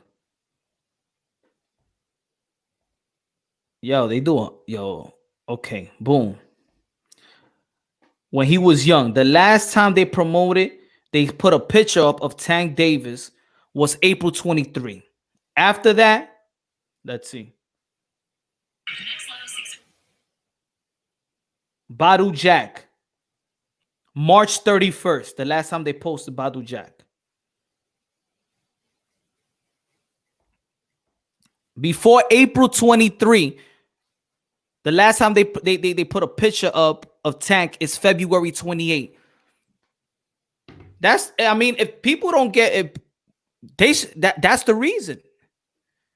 How you the promotion, the promoters, and you don't even promote them on your own personal channel, or even Mayweather promotions. You still got more Mayweather, Floyd Mayweather. He's already known. You don't need to promote him in Mayweather promotions. So do you think Mayweather sees something in Tank? Like saying, I don't know if I should promote this guy or not. Maybe. I think maybe he probably see him, like, you know, fighters see. Andre Ward has talked about it. Bernard Hopkins talked about it. Floyd Mayweather have talked about it. When the people come and they gain weight like that, they look at him like they're not ready. They're not focused. That they're just gonna go into fat camp. You know? So I don't know. I don't know if Mayweather Promotion is a real true promotional company for other fighters, or they just using that company to do business with Al Heyman, and they just using a promotional company just as a promotional company. Like they use other promotional company. Remember, Al Heyman, you know, a lot of fighters are not signed to promotional companies. They use their promotional company to do events. So let's say, for example, Danny Silva Garcia is fighting Sean Porter. You know, Sean Porter is not signed to a promotional company, and Danny Silva Garcia. So they kill Al Heyman kills the middleman as the promoter. They're their own promoters, and they just hire a promoter to promote the event. Not to promote them, but to promote the event. That's how PBC works. Oh yeah, that makes sense, because Keith Thurman versus Manny Pacquiao was Mayweather Promotions. And the other one, I forgot the name. MP. Oh, about billions? No. What was it? No. It was it was Sam Watson too, but no, what's the other one that they always use? I forgot the name, man. What do you think of that Japanese fighter? Anyway. Naoya Inoue. Yo, you know that I used to get like Japanese people be like, you know that you're the only one that knows how to pronounce his name. I've seen it in all the channels. You're the only one that know how to pronounce his name perfect. Yeah, that's why I say it like that. Naoya Inoue. I like him a lot, man. I like him a lot. I like him a lot. About versus Casimero. Young Riel Casimero. Hey. Casimero's a dangerous fighter, dude. I got Inoue winning, but I said this fight is gonna be more of a war. I think this is gonna be like Morales Barrera, Pacquiao Barrera. Yeah, I think there's gonna be a war. Me too. It's both of them punches. Both of them is not trying to they don't try to actually outbox you. So I believe somebody is gonna. I don't think it's gonna go to a decision. I think it's gonna be a stoppage. I think if we think that Inoue and Nonito Donaire was a great fight, and that was like one of the fight of the year candidate fights. Yeah. And then he got hurt. Yeah, Inoue got hurt, and Nonito Donaire with that body shot and got up. Yeah. Wow. I mean, the thing it's tough, dude. If we think that was a great fight, I think this is gonna be an incredible fight. This is gonna be a fight. Forget about the boxing. You want to see a fight? Tune into Jangriel Casimero versus Naoya Inoue. Y'all want to see what's gonna be fight of the year? I'm gonna tell you right now. If these fights happen, this is gonna be the fight of the year. It's gonna be Naoya Inoue and Casimero. If Regis Prograis and Maurice Hooker, even though it's not a title fight, even though it's not a title fight, I say that fight is gonna be a war. It would be. Because especially Maurice Hooker, he throws a lot of punches. Yeah. And Regis Prograis and power too. Tough. Throws with power. Yeah, he tough. So I like that. I like those. And Teofimo Lopez and Lomachenko is gonna be. It's gonna be thing. A lot of people look at Lomachenko as a technician, but the guy also fights. You could get him into a fight. Oh yeah. When he knocked out you think he's gonna barbecue? You think Inoue? Remember I said it before the fight. I said watch Inoue. He gonna barbecue Nonito's ribs. Do you think he's gonna barbecue Casimero's ribs? Oh yeah, hell yeah. Of course it would. Because Casimero hits hard, dude. He really hits hard. And if you have a puncher, you hit him with the body. Right? They can't punch that hard anymore. They can't. I'll tell you this. Because you notice as when Casimero started actually training alongside of Manny Pacquiao, he's changed a lot. Yep. His style has changed. Now, if let's say, for example, let's say Manny Pacquiao was ready to get back in the ring late this year, and Casimero too, and he's gonna be working with Manny Pacquiao. There's gonna be a tough fight. If Manny Pacquiao is in his training camp or helping him out, I'm telling you, it's gonna be a tough fight. But I got Inoue slightly winning that fight. Yeah, slightly. I got as much as like Inoue, dude. Like, I mean, he showed Vamavide against the Filipino Flash, right? And he got hurt. So if Casimero hits Inoue in a certain way, and Casimero's like he can finish. He's a good finisher, right? Can you imagine what would be? It'd be a great war. It'd be a good fight. I love that fight. But who would you? So, like you said, Inoue, right? Yeah. After that fight, like what are you like 95% certain that Inoue is gonna win, or like a pick 'em fight? Nah, I got Inoue like a 60-40. Ooh. I got like a 60-40, like 55, maybe 55. Because I like the journey of me knowing who's their sparring partners coming in, things like that. Like I could see right now 60-40, and I could end up fight week changing it up to like 55-45.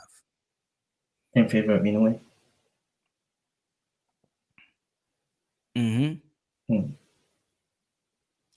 So yeah, man. What about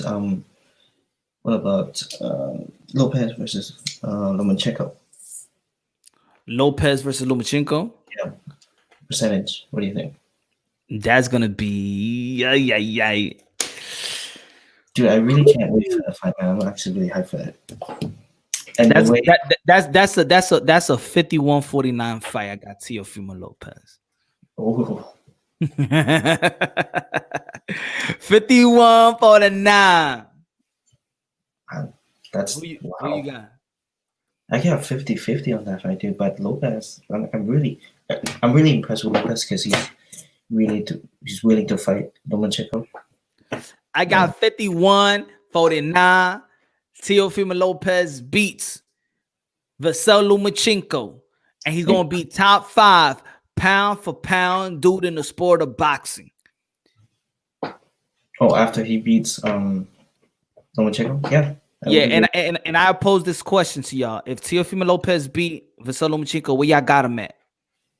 Pound for pound. Where y'all got Teofimo Lopez if he beats Vasily Lomachenko pound for pound? I posed that question the other day, but I want to know y'all take again.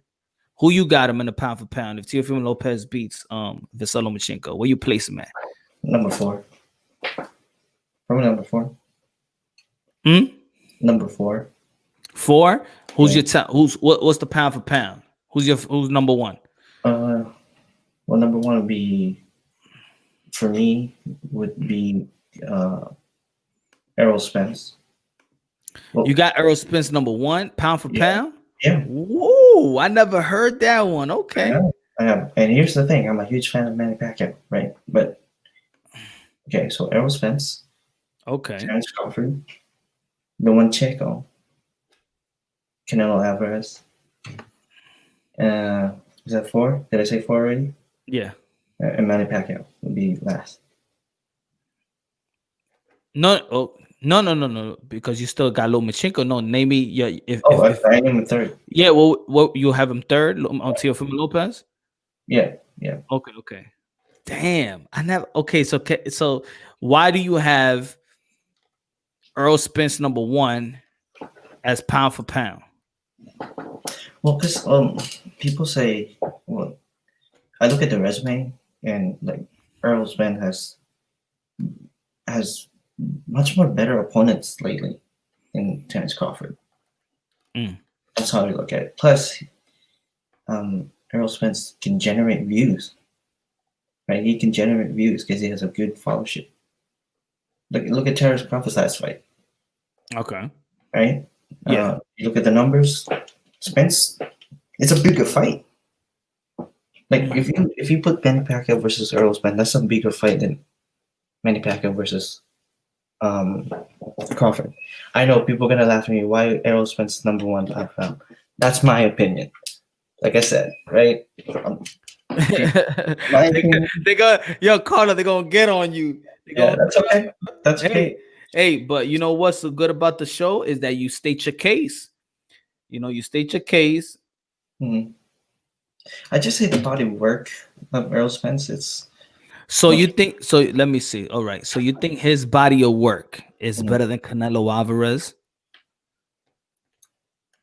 Well, I did put Canelo Alvarez as like the number 4 spot though. 4. Yeah.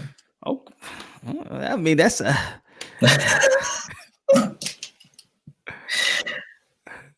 I know people will be case on me, but it's just what. Look, if you're talking about a big fight right now, it's Spence versus Crawford, right? In the welterweight division. Right. Yes. They say you trolling. I just like I said, this is my opinion. I just see. Cool. Look, if Canelo, well, look at Canelo. He just beat an old man to become a light heavyweight championship, right? Yeah.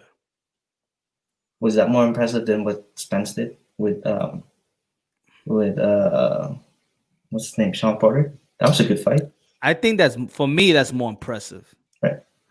No, I think more impressive that he beat that Canelo went 2 weight classes up to fight and beat the champion Kovalev, he only lost to 2 guys, right? Alvarez and Andre Ward, which is regarded as pound for number 1 pound for pound before he retired. And Errol Spence beat Sean Porter, who lost to Kell Brook, who lost to Keith Thurman, who had a draw with Julio Diaz. Close fight with Ugas, close fight with Denisov Garcia. But Canelo Alvarez beat Triple G, Daniel Jacobs. Yeah. Became 3 division world titleists in less than 12 months. Yeah, I agree. Like again, like I said, it's my personal opinion. Is just Okay. Earl Spence, right? And then let's say if Earl Spence came back and he did not look good in his next fight, and then Teofimo Lopez beats Lomachenko, I might just replace my list. All right. So who you got? Who you got? Who I got? Number one, Canelo Alvarez. Number two, I have to dabble with damn, Vasily Lomachenko and Bud Crawford, man. I'm gonna put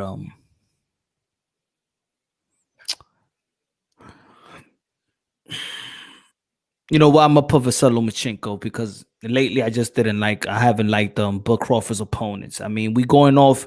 I understand we going off because he became undisputed, and I like his skills and everything else. But the last opponents is like, I can't keep you number second with those type of caliber opponents compared to what everybody else is fighting. Right. I was like, Spence number one. They're getting at me, dude. So, I got Vassell. I got Vassell too. Then it's three because then I'm looking at. I got Bud 3, 4 Inoue. Right. Oh, oh, really? Yo, three division world titleists already. Unified. Yeah. 3 division world titleists, and he unified. And fifth, probably Usyk. Oh, Usyk. Yeah. Probably, yeah. I think I Usyk or Manny Pacquiao. Right. So let's say Manny Pacquiao did beat Crawford. Let's say when Manny Pacquiao, you have the conversation with Manny Pacquiao versus Crawford. Yeah. The rumor, right? Yeah. What happens if Manny Pacquiao does beat Crawford? Manny Pacquiao, no. But also this, and I think that's what it is that am I sounding good? Yeah, you sound good, dude. Okay. Maybe that's Dominic. Dominic, that's up? you? Yo, what's good, man? Yeah, it's me. Oh, okay. I was listening to that. What the hell? Everybody got their TV on? Who the fuck? What's going on? What's up, brother? What's good, Dom? What's good, man? Hey man, yeah, I'm just listening. I'm laying in bed listening. Hear what you guys talking about. Okay. Just wanted to come up here and tell you, Tank Nation, man. Tank is number 1 pound per pound. It's Tank. Okay. Tank Nation. Okay. So, yeah, when Lomo wants to lose those belts, man, because he's been ducking everybody. Who, Loma?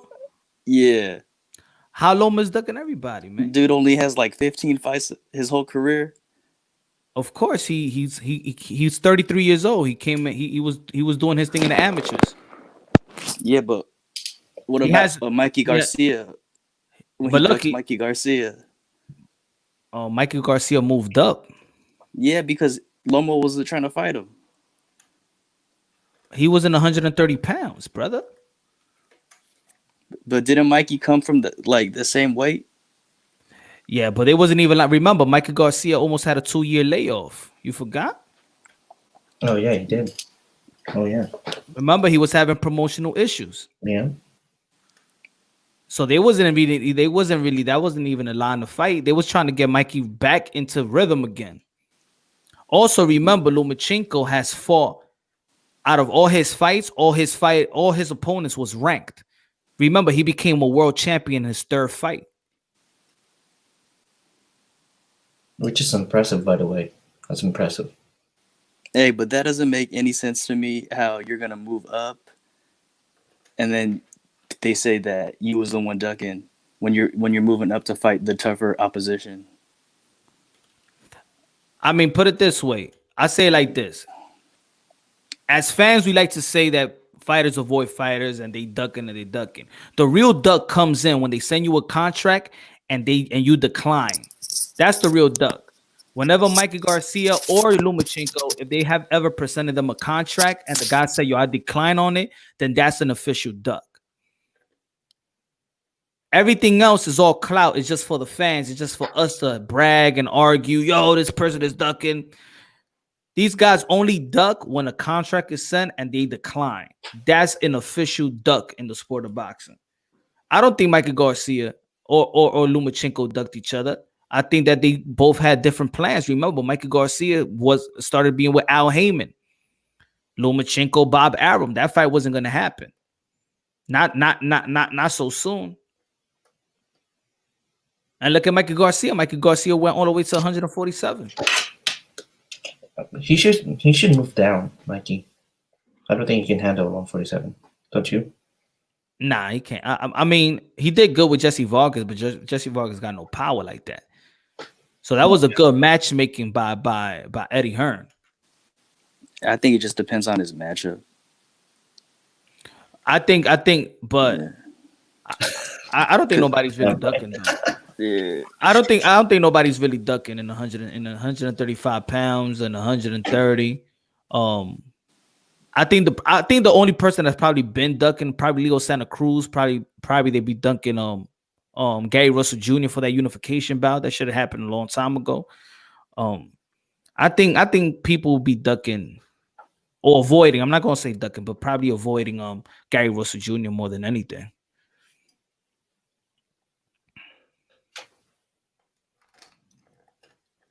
The dude they're going at me, dude, in the comments. Serious fanboy. Man, is that you got that you put Errol Spence number 1, bro. Dude, all right, that's cool. That's He cool. hasn't even done he hasn't haven't even left the welterweight division. Yeah, I know, but it's just the way I see it. But then again, my list might just change, right? Right? As when this coronavirus is over, and when fights are popping, it might change, right? Hey, we'll see. We'll see. We will see.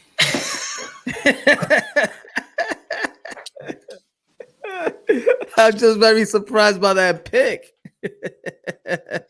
Yeah, I didn't know. My dad was surprised. He's like, "What the hell are you talking about?" But hey, maybe people will be like, "Yo, who you got Teofimo Lopez? When you gonna put him?" And people probably be like, "Yo," because I think if I don't got Errol Spence top 5. I don't got Errol Spence. Maybe top 8. I got Errol Spence. Maybe top 7. Maybe 6. Mm-hmm. I don't got him top 5 though. Okay. He hasn't done more than Usyk. He hasn't done more than Inoue. He hasn't done more than Crawford. He hasn't done more than Lomachenko. He hasn't done more than Canelo. He hasn't done more than Manny Pacquiao. Maybe I do kind of regret saying it's number 1 for me, but it is what it is. And you know me, Mr. Munch, and I'm always trying to be more respectful, right? You know me. I'm chill. No. Hey, everybody got their their thing, man. Look at me. And some people may look at my top 5 and be like, "Yo, you bugging, Punch." It's the same thing. Everybody got a different top 5, Yeah. and some people may have similar top 5s, but have them in a different order. Right, right. Some people, your top 5, you might have the right top 5, but somebody else may have just it in a different order. Charlie Zenov. you know about this, Punch? Charlie said that's the guy that Deontay Wilder punched out. Yeah. Yeah. Where is he? Right? Has he done a video lately or something like that? No, I think he's been gone for quite a while, actually. Hey, that dude's dead, right? Nah, I don't think so. I don't think so. Who's the best 168 pounder not named Canelo Alvarez? Okay. Who's the 168? Who's the best 168 pounder? Sean Porter can beat. Every fighter Crawford beat for all of the so-called prejudice. Yeah, you know what? I've been thinking about that, Jay, too. I think, look, we've been having Bud Crawford high for quite some time. I mean, like, let's think about it, yo. Let's go back to Bud Crawford. Let's really detail Bud Crawford's opponents. Let's be real. We're in 2020, right? We're in 2020. Damn, my thing is messing up, man. I don't know why he's doing this. Always messing up. Boxing thing always doing this. Let me go over here. No, I got Plant, by the way. Clay Plant. I want 68. Other than Okay. Canelo. 2018 is Jeff Horn, Benavidez, Amir Khan, Mean Machine. In 2 years, Julio Indango. That's 17. Felix Diaz. I like the Felix Diaz. I think a lot of people ain't give him a lot of credit.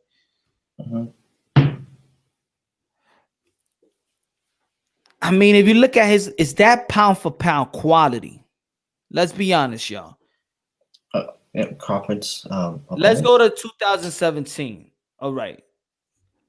And that's when he became undisputed. All right. We got Indango. We got Jeff Horn. We got Jose Benavidez. We got Amir Khan. We got Mean Machine. Is that pound for pound in the past 2 years while people are doing and fighting, like let's say Canelo Alvarez is doing what he's doing, you know, always fighting. At least he fought a Hall of Famer like don't need to do that. A future Hall of Famer. Manny Pacquiao just beat Keith Thurman, who I regarded as the best of this generation because he accomplished more at the time he fought Manny Pacquiao, right?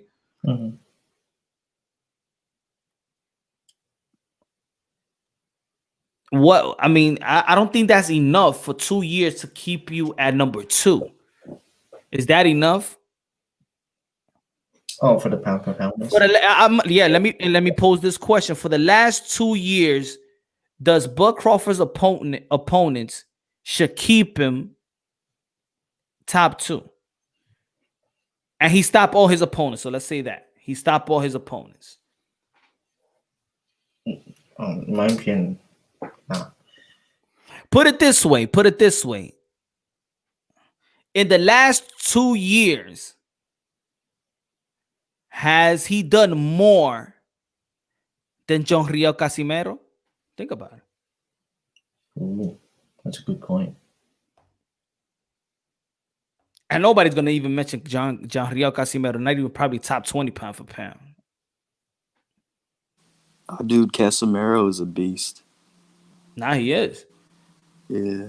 But probably we holding on to Bud Crawford because he became undisputed.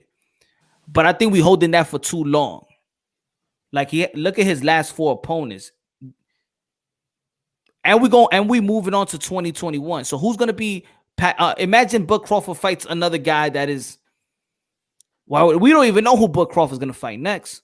They said Kell Brook. Is he really gonna fight Kell Brooks? Are they gonna fight the Zone? Do you think right now the Zone is possibly struggling? They're gonna tell Kell Brooks to go to ESPN? No. I don't think that's gonna happen. No, I don't think Crawford's gonna do the ESPN. Right? No. So who's gonna be his next opponent? Probably a nobody. About who is his mandatory anyway? His mandatory in the WBO should be Danny Garcia. Right. But Danny and versus Spence are gonna fight. Exactly. So who's behind hey yo.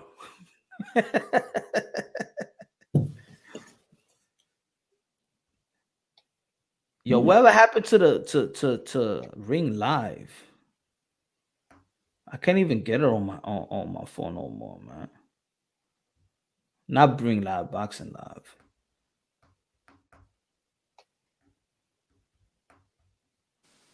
I'm not a fan of Crawford. I never really liked the guy. Why not? I always thought he was overrated. Yeah. Yeah. Wow. I mean, to be honest, let's say if somebody is like talking about boxing and they be like, they've been paying attention to boxing for the past 2 years. I would think I would be like, I understand. Oh, about the I mean, I Crawford. don't watch every division. I just watch certain divisions. But like Bud was in the ones I do watch, so I'm not impressed with him really.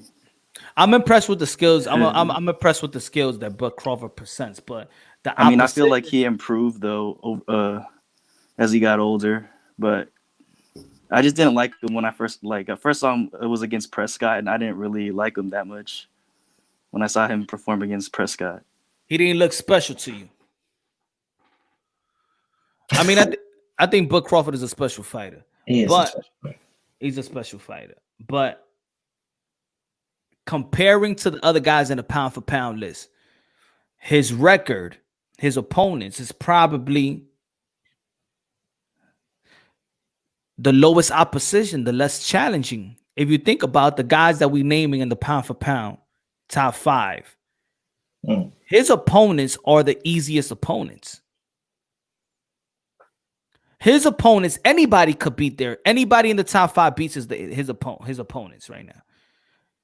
Right. Amir Khan got dropped by Samuel Vargas.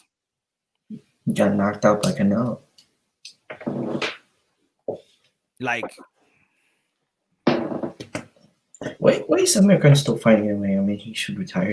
I love Crawford. I think Crawford. Look, I love Crawford. I think Crawford beats Earl Spence. I think I think that Thurman 100% beats both of them in my opinion. 100% Thurman.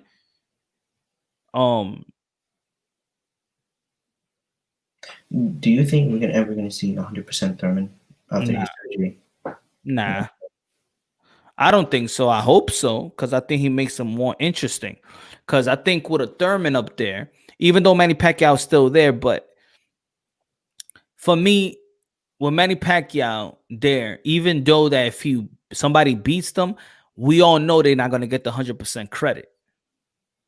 Right. He's 41 years old. They're not gonna get the 100% credit.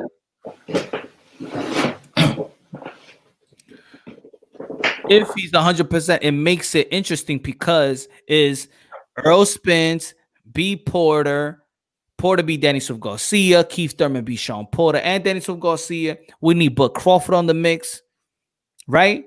Mm-hmm. Right. Like who wins, Bud Crawford or who wins, Bud Crawford, Sean Porter? We don't know. I don't know. That fight is hard for Bud Crawford too. It's a pick and fight. That's a pick of any Sean Porter fight is gonna be hard for anybody. He's a brawler, dude. Now I understand why he loves to fight Sean Porter. Mm-hmm. Okay, but I don't think Sean Porter will beat Earl Spence again. He won't beat Earl Spence. He won't be, even if they get a rematch, I don't think he'll beat Earl Spence, and I don't think he'll beat. And I think that Sean Porter could have been a draw. It probably could have gone his way. It was a split decision, so a judge actually gave Sean Porter the fight, even him being dropped. Oh yeah, it was a split decision win. The only reason Earl Spence won that fight was that he knocked him down. If he would have knocked him down, Sean Porter had that fight already in the 10th round, probably in the bag. That's true. So if he didn't get caught, he probably would win. Be a close fight, though. Be a close fight. Do you think it was a close fight? Do you think it was a close fight? Oh, hell yeah, that was a close fight. I gave it a draw. Yeah, me too. I gave that fight a draw, even with the knockdown. I gave it a draw. I think Sean Porter fought a perfect fight. His aggression was actually effective aggression. Sometimes I'll be like, yo, Sean Porter, man, what are you doing, man? It's like you saw the Sean Porter and the Berto fight. I think that was I think that should have been a no contest. True. It was a nasty fight, a bunch of headbutts. This guy elbow headbutts. I'm like, this guy ain't even getting no warnings. Like, wow. It was just an ugly fight. Do you, okay. Speaking of Sean Porter Mixon, this is the question I actually wanted to ask you earlier. Who do you think is the best father and son duo in boxing? Ever? Yeah, no, right now. This is right now. Lomachenko and his dad, or Teofimo Lopez and his dad. But I think that Lomachenko has done more. So right now, I gotta give it to Lomachenko and his dad. I understand. Now, do you think, because now there's many speculation that, because Pacquiao is training his son, right? And Mayweather's training other fighters. Mm. Do you ever think a father and son duo like Pacquiao and maybe his son would actually make it good in boxing? Nah, it's too late. Well, he's only 18. Nah, I don't think so. No, and I don't think he has the hunger as Pacquiao did. He's a young dude. All right, Dom. Good looking out, man. God bless my brother. We are all. There's no race and there's no difference between black brown. The best. I think right now is Teofimo Lopez and his dad, and Lomachenko and his dad. The best duos. Yeah, the best. Yeah. I think the best duo. That's why this is an interesting fight too, because it's the father and son duos versus the father and son duo. Yeah. That's what I was talking about. Kenny Porter has done good too. We can't knock Kenny Porter down. So, matter of fact, let's add Kenny Porter in the mix. Kenny Porter And Sean Porter. Yeah. I mean, I don't even want to put numerals on it. Like, I think Kenny Porter has done great with his son. Even though Danny Garcia and Joel Garcia. Huh? What about Danny Garcia and his dad? Them too. Yeah. But I just think lately,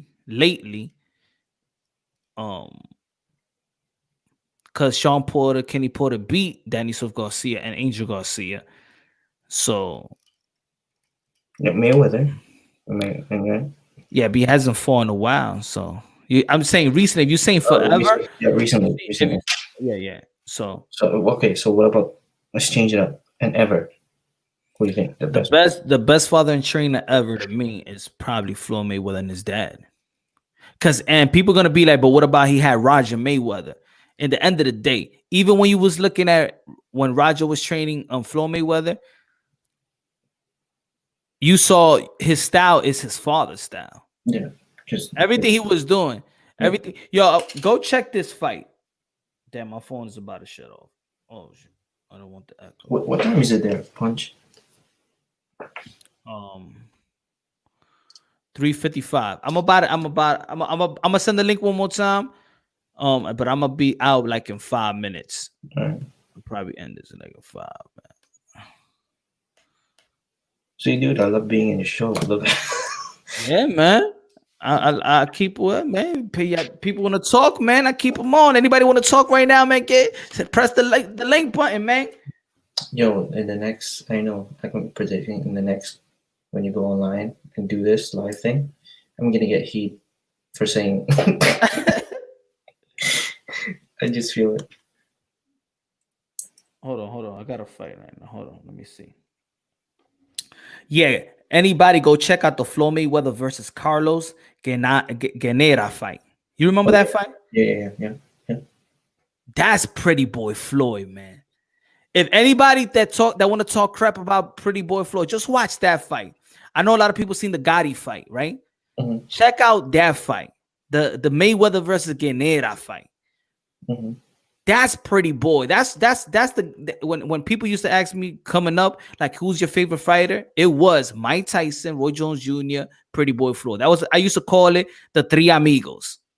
Oh yeah. That was my favorite fighters coming up. Pretty Boy was a different fighter. That's why when I hear people be like, oh, he's boring, he's this. Nah, man. Yo, Pretty Boy he was taking risk. He was punching. The body punches, the left hook, the left to the body, and then follow up in the face, the uppercuts, the straight right hand, the reflexes. Yo, this kid was anybody. Yo, y'all want to be like, if y'all just check that fight and check everything he does in that fight. Pretty Boy Floyd was pretty good. He was Pretty exciting. good, Los. Pretty good. Yeah, Come on. he was exciting, dude. You know I was a big fan of Pretty Boy. You know that. You already know that. Hey, dude. Hey, what's up, Punch? What's good, my brother? Hey, aquí nomás, gracias por invitar. Thank you for inviting me, bro. Hey, check this out, brother. That fight with Floyd Mayweather, the one that could top that, in my opinion, is against the Diego Corrales fight. That one That too. one, That was a good fight. because Floyd was undersized in that particular fight, so he was fighting against a fighter who knew how to use his jab, who knew how to brawl inside. So it was a double-edged sword that Diego Corrales was carrying. He could fight on the outside and he could brawl on the inside. Yeah. And then his career, I mean, he's a you know, God rest his soul and everything, but he was an elite fighter. Yeah. For Floyd to go into it with an elite fighter at the top of his game and to be able to decipher him. And just to say, not only decipher Diego Corrales, but he was able to decipher the corner. And Diego was going to the corners like that. I'm giving you the best I could do. You know what I mean? So that Pretty Boy fight was fucking outstanding, bro. Yeah. Pretty Boy. Yeah, that's what, yo. I think the thing is, you know what it is? It's sometimes people do forget. People actually do forget, because especially in boxing, what they say is what's the slogan or whatever the people like to say, do whatever you as good as your last fight. I mean, he was always good, Floyd, but then he changed a lot. He changed a lot. But when he was Pretty Boy Floyd, man, he was throwing everything in the kitchen sink. He was throwing. But do you blame him though, bro? For changing his style? I mean, the Vato was getting to what, 40 years old already, bro. At 40 years old, you gotta change your style, man. Come on. Yeah, I know, and that's what people. I think people do hate his persona so much that they want to take everything, all the credit away from him, and also because, of course, it's almost like hip hop. If you like Biggie at the time, you wasn't a Tupac fan. If you like the Tupac, you ain't like Biggie. If you like Nas, you don't like Jay-Z, because it's like a beef. So there is a lot of Manny Pacquiao fans around the world, and if you're a Manny Pacquiao fans, they don't they don't like Floyd Mayweather. If you're a Floyd Mayweather fan, you don't like Manny Pacquiao. Is the Pactar versus the Flomo or whatever they call.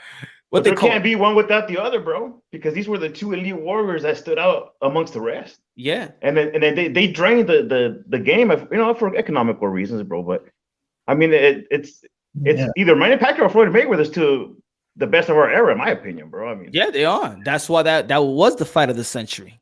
Their names forever be linked. Yeah. Exactly. No matter how people want to call it, their name is always going to be linked. Every time you're going to say Floyd Mayweather, then another person is going to say Manny Pacquiao, and it goes like this, to the point where we still want to. Well, a lot of people want to still see that fight.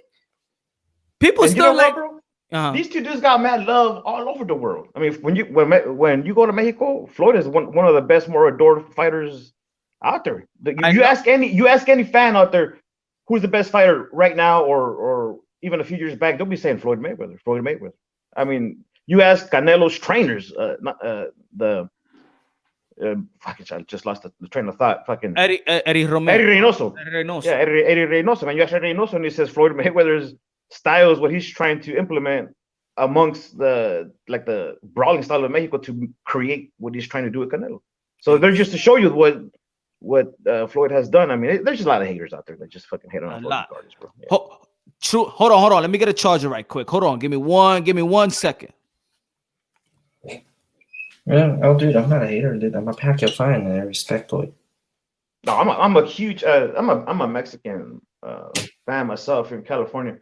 So boxing for me, I'm like neutral. I just want to see the best fight. So I'm a huge Manny Pacquiao fan. I'm a huge Floyd Mayweather fan. I'm a fan of just boxing. You know what I mean? So like. I do have specific styles that I prefer to see in the ring of boxing, but I appreciate boxing and what it stands for. Yeah, like I'm a huge Pacquiao fan. I respect Floyd, what he does. Like he's one of the best defensive fighter ever. I mean, he's a businessman and he's smart. Right now, I just like Manny Pacquiao because he can bring exciting fights. I'm not saying Floyd doesn't. He did that when he was Pretty Boy Floyd. Well, look at it right now. I mean, you see Manny Pacquiao. At his age, he just defeated one of the best welterweights out there in the division. That was the most proven welterweight in the division. Exactly. it's not that he just beat a champion. No, he beat the most proven. Yep. Way over Errol Spence Jr., way over Danny, way over Sean. No, Keith Thurman was the number one most proven unified champion, bro. Yep. Unified. And for him to get beat by Manny Pacquiao, who was beat by Floyd Mayweather, just to go show you the greatness. I mean, I still believe that Floyd could come back and defeat about 90% of the active welterweights and I think so. I think so too. But I think for Manny Pacquiao with that win, that's like for me like a Michael Jordan after that Jazz series. Like you should have never came back with the Washington. I think Manny Pacquiao has the chance to leave at the high where a lot of legends didn't leave. Bro, but right now, imagine Errol Spence Jr. I mean, we all know that he has a fake grill now. I mean, his teeth are implants, so he's gonna be cautious of getting hit because they're gonna be flying off. Yeah, he gotta be cautious with that. He gotta be cautious with that and getting infections. Because I know a couple people that got those fake grills, and they be going in and out of the hospital because of infections. It's not as but not only that, he also got a concussion. He was tossed around in that car accident. So his brain suffered some even though he recovered in the back of his mind, he doesn't want another concussion. Yeah. So he's gonna, regardless of, it just goes back to tying into what we were talking about earlier. He's gonna change his style regardless. I don't give a shit what anybody says. In my opinion, your life could change in a second, and it'll be ignorant for anybody to say that Errol Spence Jr.'s life has not changed. And in my opinion, because life is that fucking hard on you, regardless of who you are. Yes, it's gonna test your ass, right? And it's gonna. I believe that this changed everything when it comes to Errol Spence Jr. in the ring of boxing. He's gonna be more cautious, more on the run, more on the defensive style. Hashtag man down is out the window. Yeah. What happens to fighters, and not only Errol Spence, but you did you hear the Keith Thurman fight? I mean, interview that he had. He said they asked him about the Manny Pacquiao fight, and they said, "Well, I could have pushed it, but I know that he was fast, and I didn't want to throw the punch and miss, and then get hit with a counter shot. With a counter shot and go down again, and then think." So I'm saying in my mind, like, so you was thinking all this during the fight, so you actually planned to leave it in the judge's hands. And but I say, do that though. And then I said to my mind, like, he's being way too honest. But then I'm saying, this is why this is not the same Keith Thurman, because Keith Thurman was a killer.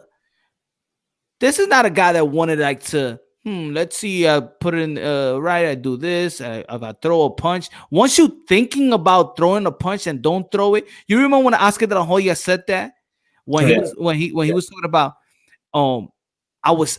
when I knew that I needed to retire and that's it, is when I was thinking about throwing and thinking that I'm gonna hit right back. That's when I knew that that's it. And Shea Mosley said the same thing. Yeah. And I'm saying, damn, Keith Thurman is saying the same thing that I heard two guys that said this is when I needed to retire, when I started thinking about throwing and getting hurt. Like, but do you guys remember your first fight? You guys ever, like, your first fight in elementary, middle school, wherever it was? Yeah. There was a lot of shit going in your mind, man. Yeah, there's a lot of shit going in your mind. So when you're put in a different situation as a professional fighter, an amateur fighter, I don't give a shit who you are. When you're put in a different position and you're in a fight, your mind's gonna start thinking a million things. Yeah. So these guys were put out of their comfort zone, and that's what Manny Pacquiao does. Yeah. Right? He puts you out of your comfort zone. Exactly. You see what I mean? And that's exactly what Floyd does too. He knows how to decipher you. So it's not just the skill, the stamina. It's more than that, man. The corner has a lot to do with it. They got a great team. These guys got Leonard Ellerbe, man. You can't. He's like the perfect like fullback for a quarterback. You know what I mean? He doesn't want to be the quarterback. He just wants to be the lead rusher and let the guy make the touchdown. You know what I mean? So you think they are managing Tank's career well, in your opinion? Because I was just criticizing it right now, not in the sense that they're not putting fighters in front of him, because he still got 19 fights, 22-20, right? Yeah. 22 wins and 20 knockouts, something like that, right? Or 21 knockouts. But promoting wise, like, not even in the promotion, they don't even put him in the Mayweather promotion page and accounts and stuff like that. I don't know. Maybe I'm being picky, but he's training Devin Haney, who's going to be a competitor against Tank Davis. So that's kind of shady. I don't know that what's was going on weird. right there. Yeah, that was weird. But hey, maybe they see that's what it is. When people when these boxers be clowning like, oh, I want to fight him, I'm gonna fight him, and I'm gonna fight that. And I'm like saying, then Floyd Mayweather comes out and say, yo, Devin Haney is not gonna be fighting like Tank. I mean, this guy's only gonna fight and he's gonna move up to 140 pounds. So then I start asking, so why is Devin Haney calling all these guys if he's gonna move up to 140 pounds in his next fight? Why is he calling for the belt if he knows he's going to move up to 140? What's the point of having or asking for that belt back? That's what it is with sport of boxing. You know what? That's why us hardcore boxing fans always got to stay day in and day out following these people, because everybody just talk, but then they'll slip up in another day and then we get some answers. Yeah. Does Earl Spence really want to go and I told Al Heyman, that's it, just send me with the Sharks. All right, if you want to go with the Sharks, then get Bud Crawford. Forget see, about that's the point, though, bro. Garcia. Pero por eso digo, bro, that's the main point. Por eso mismo, bro, check this out. I think Errol Spence Jr. knows this. He's trying to cash out, bro. He wants Manny Pacquiao. He wants the biggest fight possible because he knows his whole style is going to change. His doctor told him, man, you got a concussion. How many concussions can you really take before you get brain damage, bro? Yeah, I think that will show up later on in his career. The concussion, and I think he knows this, bro. He knows this. I think Errol Spence Jr. is just saying, look, man, I went through some shit.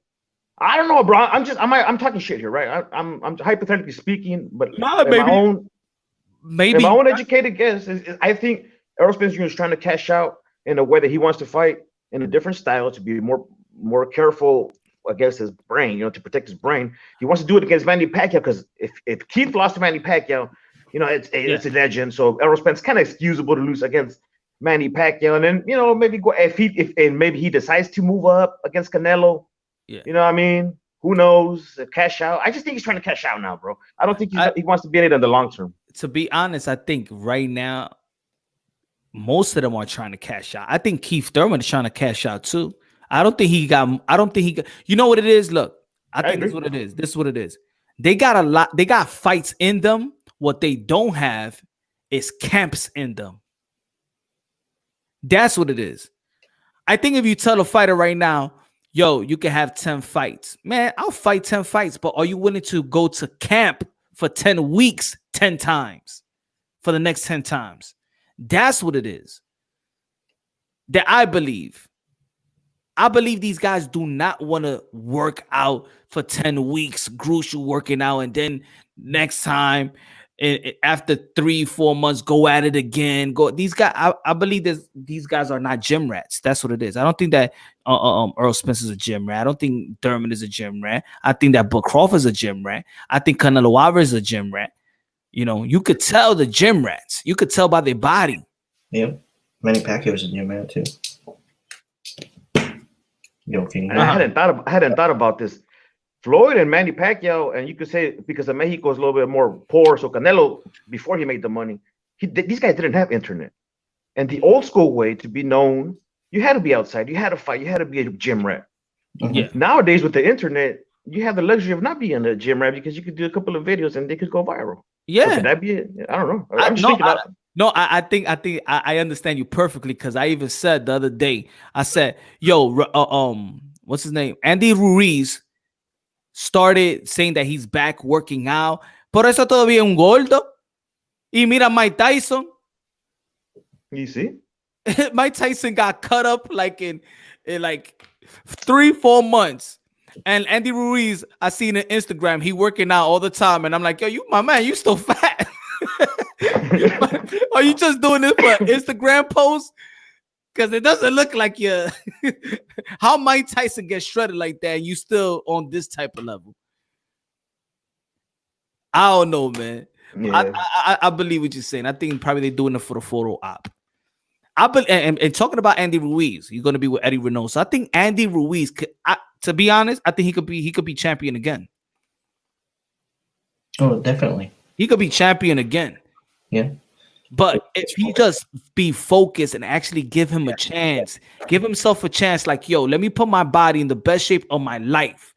You know, just let me be focused for 3 years and let me cash in. Let me just 3 years of my life. Because I believe you could Andy Ruiz, he's the fastest heavyweight. He can punch too, dude. He can punch, yeah. Nice hands. Yeah, But I just feel like this is what I mean about PBC fighters to me, man.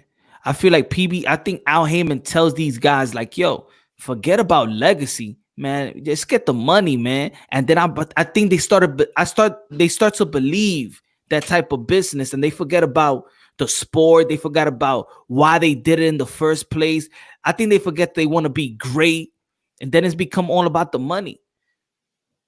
And PBC fighters have the same look. Look at the last PBC fighters. Look at their last excuse. Think about it. What was Andy Ruiz's excuse when he lost to Anthony Joshua? He wasn't focused. And weight, right? His weight. Yeah, his weight. That was Andy Ruiz's excuse. What was Keith Thurman's excuse also? That he went weight. He came back 35 pounds down to fight Josecito Lopez, went back up 35 pounds. That weight. What was Earl Spence's excuse also in the interview? That he walks around 189, 190 pounds, that it was weight, that he was draining himself for the Michael Garcia and the Sean Porter fight. Right. Sean Porter, they had needed to cut his hair and get butt naked, cut his hair just to make weight. Gervonta Tank Davis, weight. Danny Garcia had to say that he had to drop 25 pounds and that hindered him from not knocking out Red Rock. Right. All Al Heyman fighters are their sluggish performances and things of that nature.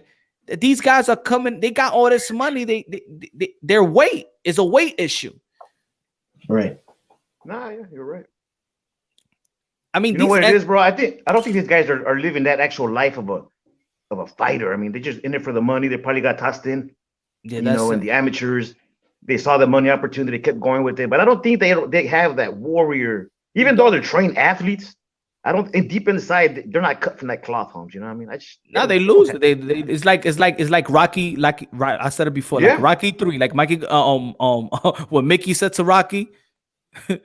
Yes, that's civilizado. You're not get to tomorrow, Rock. There has been. You're civilized, man. They're civilized. Do you think they'll ever get motivated to be in shape? You know? No. Well, look at Andy Ruiz, man. I was going over. I was with all the protests and everything, and Floyd Mayweather offering to pay the funeral services of George Floyd, which is I respect that. I salute that for him, and yes, and that's outstanding. That's the leader. That's the people's champ for doing stuff like that. Yes. I went into Andy Ruiz and he's showing off his fucking shoes and doing push-ups. And I'm thinking, bro, I'm like, bro, I'm out, bro. It's like, fuck this dude. But you can see what that's to me, that's where his mind's at. I'm gonna look at my shoes. Yeah, you know, I'm still, you know what I mean? It's like, what the fuck, bro? Come on, he's telling now, bro. I mean, he's been civilized. Yep, that's what it is, man. But I see a pattern. The pattern is coming from Al Heyman fighters. This is what it is. That pattern. These guys are not hungry. You know what I'm saying? And you asked, and Carly, you said these guys are gonna get it back. I'm gonna say it like this. I said it. Let's say with like Keith Thurman. Remember, he went to the podcast days after losing to Manny Pacquiao, and he said that he needs to find the anger again. That he lost his killer instinct. Right. If you lost your killer instinct in the biggest fight where the whole world is watching Manny Pacquiao, and you couldn't find your killer instinct coming into that fight, you would never get it back. To who? This is Manny Pacquiao, and you couldn't even find your killer instinct. That's it. You're never bro. But can a question for both of you and for the chat and for the future audience? Mm-hmm. Can you really lose your killer instinct? Is that something that you could really lose, or is it always in you regardless of the fucking struggle? For me, can I answer first? Punch. Yeah, that's okay. Yeah, sir. It's a mentality, dude. A mentality, right? If you have a fighter who really wants to be the top dog, he will literally do everything as best as he could. Like punch. Get an example like fighters going overweight. They're killing themselves to make weight. Do you think that's the type of fighter like, oh, I want to be the best of the best? Nah. No. They just going by. Yeah. They getting by with skills. Yeah. So that killer instinct will never be there. But if you have like Mike Tyson, those are killer instinct. When you have like Manny Pacquiao, those are killer instinct. When you had even what's his name, Eric Morales, he has a killer instinct. Yep. You remember what Mike Tyson said in his last fight when he retired? What he said? I don't know if I can remember it. You remember when he said, I it's not in me anymore, and I'm not going to disrespect the sport of boxing. And paraphrasing. Yeah, no, I remember him saying that. But in all fairness, that was towards the end of his career. So that's almost like understandable because it almost ties into back what we were saying that boxers have to kind of change their style. No, yeah, it was getting old. So it's and out of respect, for the fans. I'm sorry, go ahead, brother. Go ahead. It was in the end of his career, but I how old was he when he ended his career? Almost like these guys' age, like what? Yeah, like 30, 36, 37. Okay, that's a little older. Well, he came back from I think he changed when he came back from prison. I think he was hungry. He was hungry. I think he was hungry because I think he still wanted to prove. You saw his body when he came out of his body looked better when he came out of prison when he was in his prime before going to prison. His body was shredded. Right. Oh yeah. Shredded to the T. But I think all fight. They are fighters. So in the end of the day, like I always say in my channel, these are warriors, modern day warriors, modern day gladiators. I say that because I really mean it. Right. But I just figure with certain people, maybe certain people do need to lose to get that back. To get it back. Maybe that was good for maybe we're gonna see a hungry Keith Thurman again for that loss. Maybe we're gonna see it from Andy Ruiz comes back. Maybe gonna see it from Andy Ruiz. Maybe gonna see it from Deontay Wilder, and I don't know. But all we know, these guys are in the point of their careers when they're 30 right now. And think about it. I got all this money. Do I really want to get punched in the face? That's a good point. Do I really want to get knocked out? Why? It's a different, And Sugar Ray Leonard says it himself, man. It's a difference between getting punched in the face with Marvin Hagler and all that stuff when he said about the silk sheets. Yeah, like he knew that he was going to lose that night. That's what he said. It's I don't know, man. It's hard, man. It's a hard sport, and I think it is an easy sport to actually be like, I don't want to do this no more.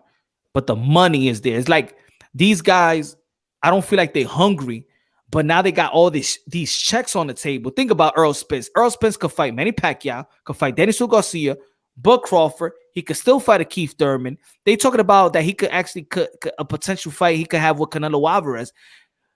I might not be hungry, but how can I retire with all these millions sitting on my table right now that I could pick? That's true.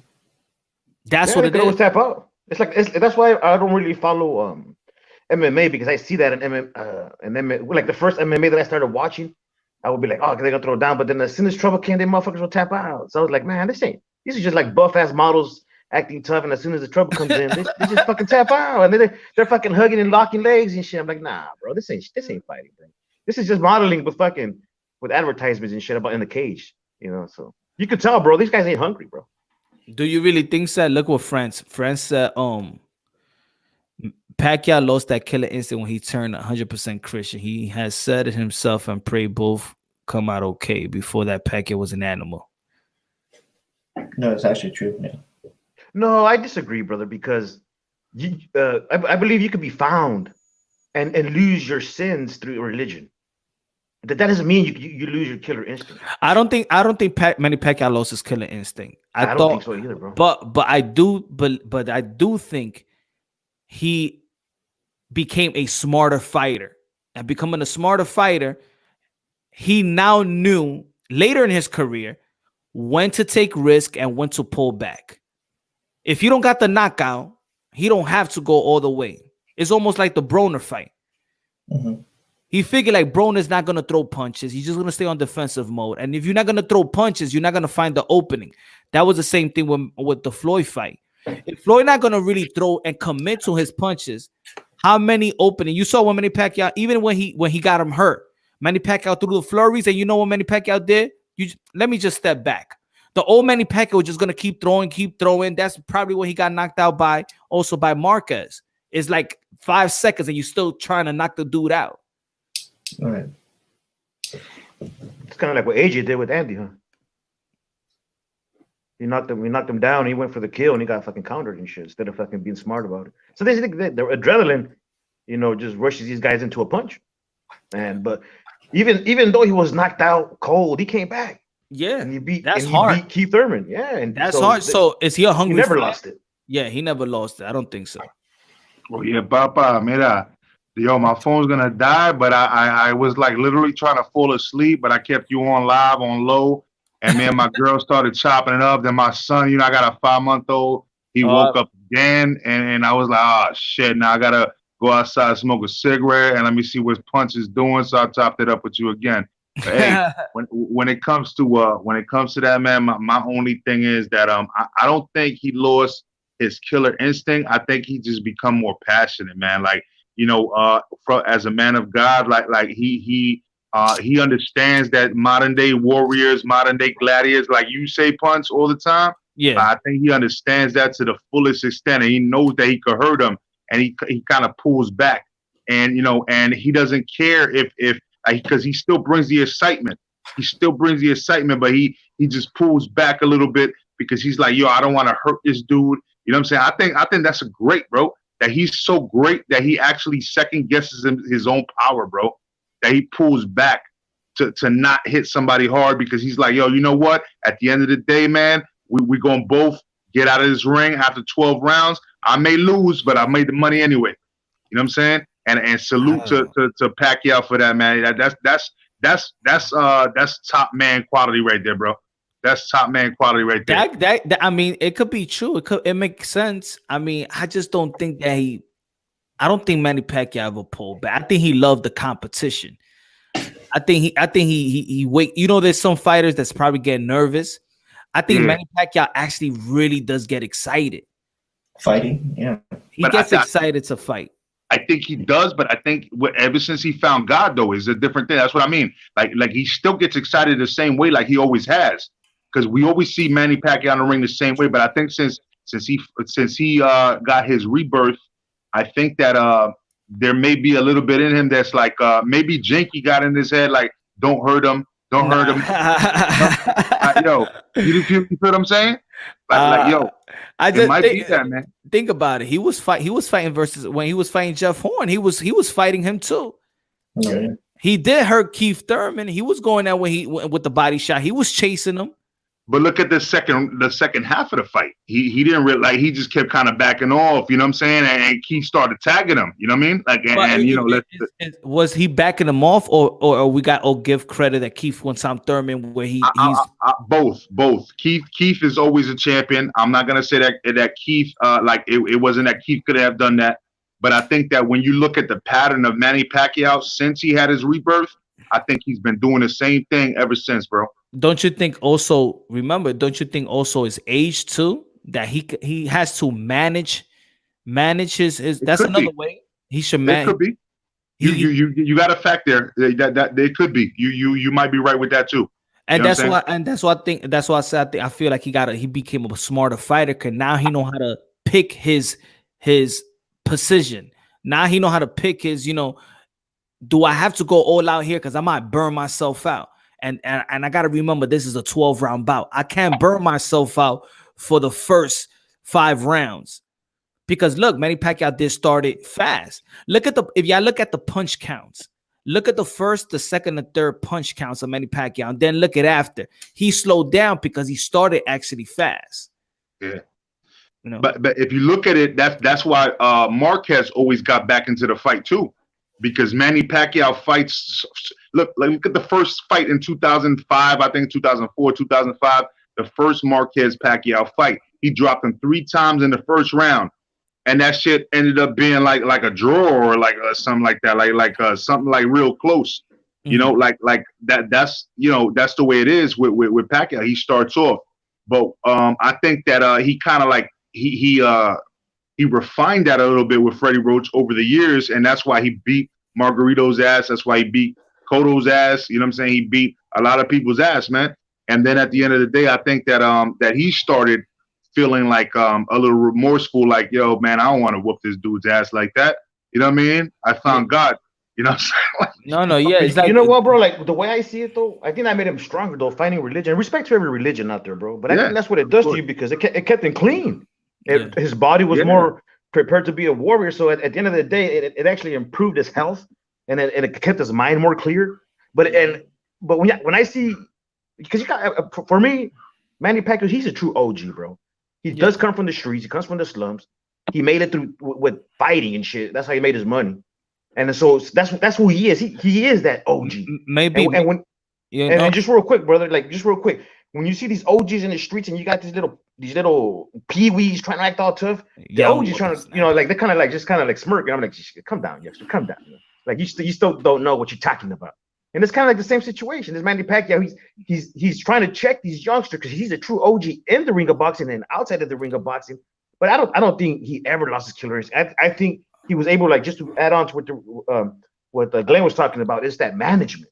I'm sorry, Moonshine was that management. That's what he was able to do. Yeah. I agree with you. I think the difference between Manny Pacquiao and the other guys is that if you think about the fighters today, I believe today the skills I'm talking about from the smaller division all the way to, let's say, a Tyson Fury. I ain't gonna say all the heavyweights, but let's say a Tyson Fury style.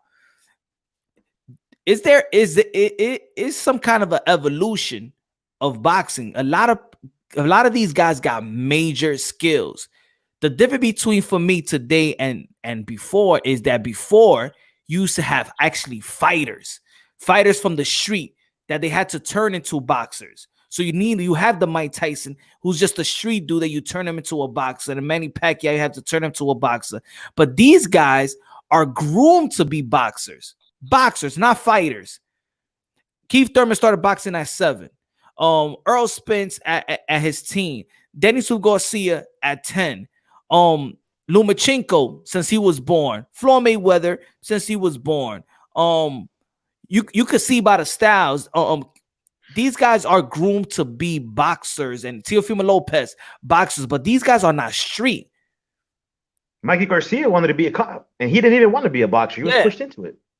Me that Omar he was forced into it. Omar Figueroa, when you listen to him talk, he don't want to fight.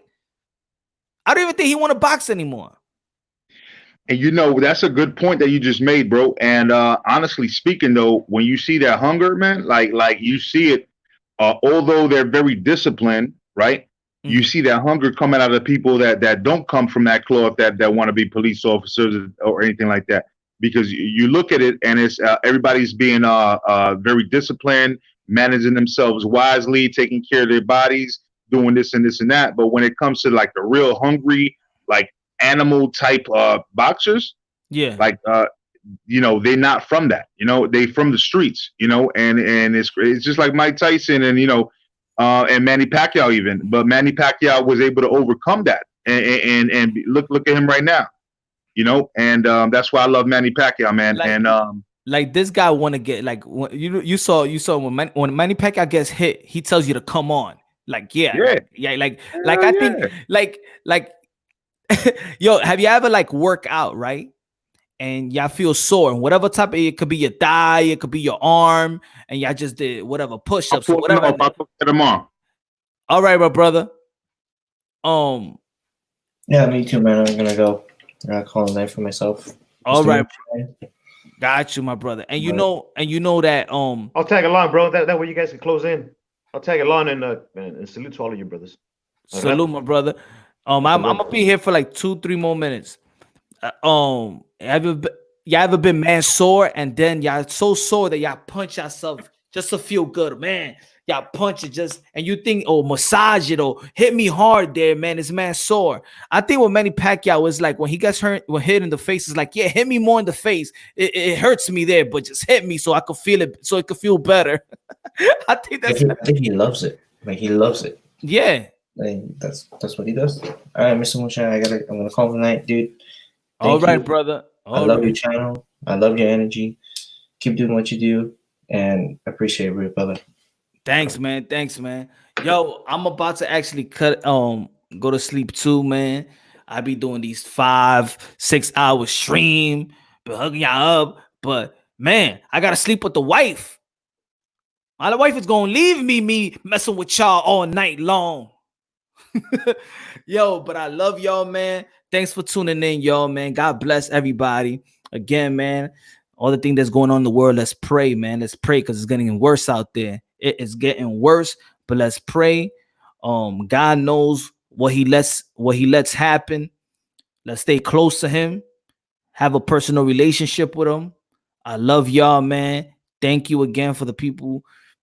Comment, tune in, support the channel, donate to the channel. I love y'all. God bless, and on to the next, y'all.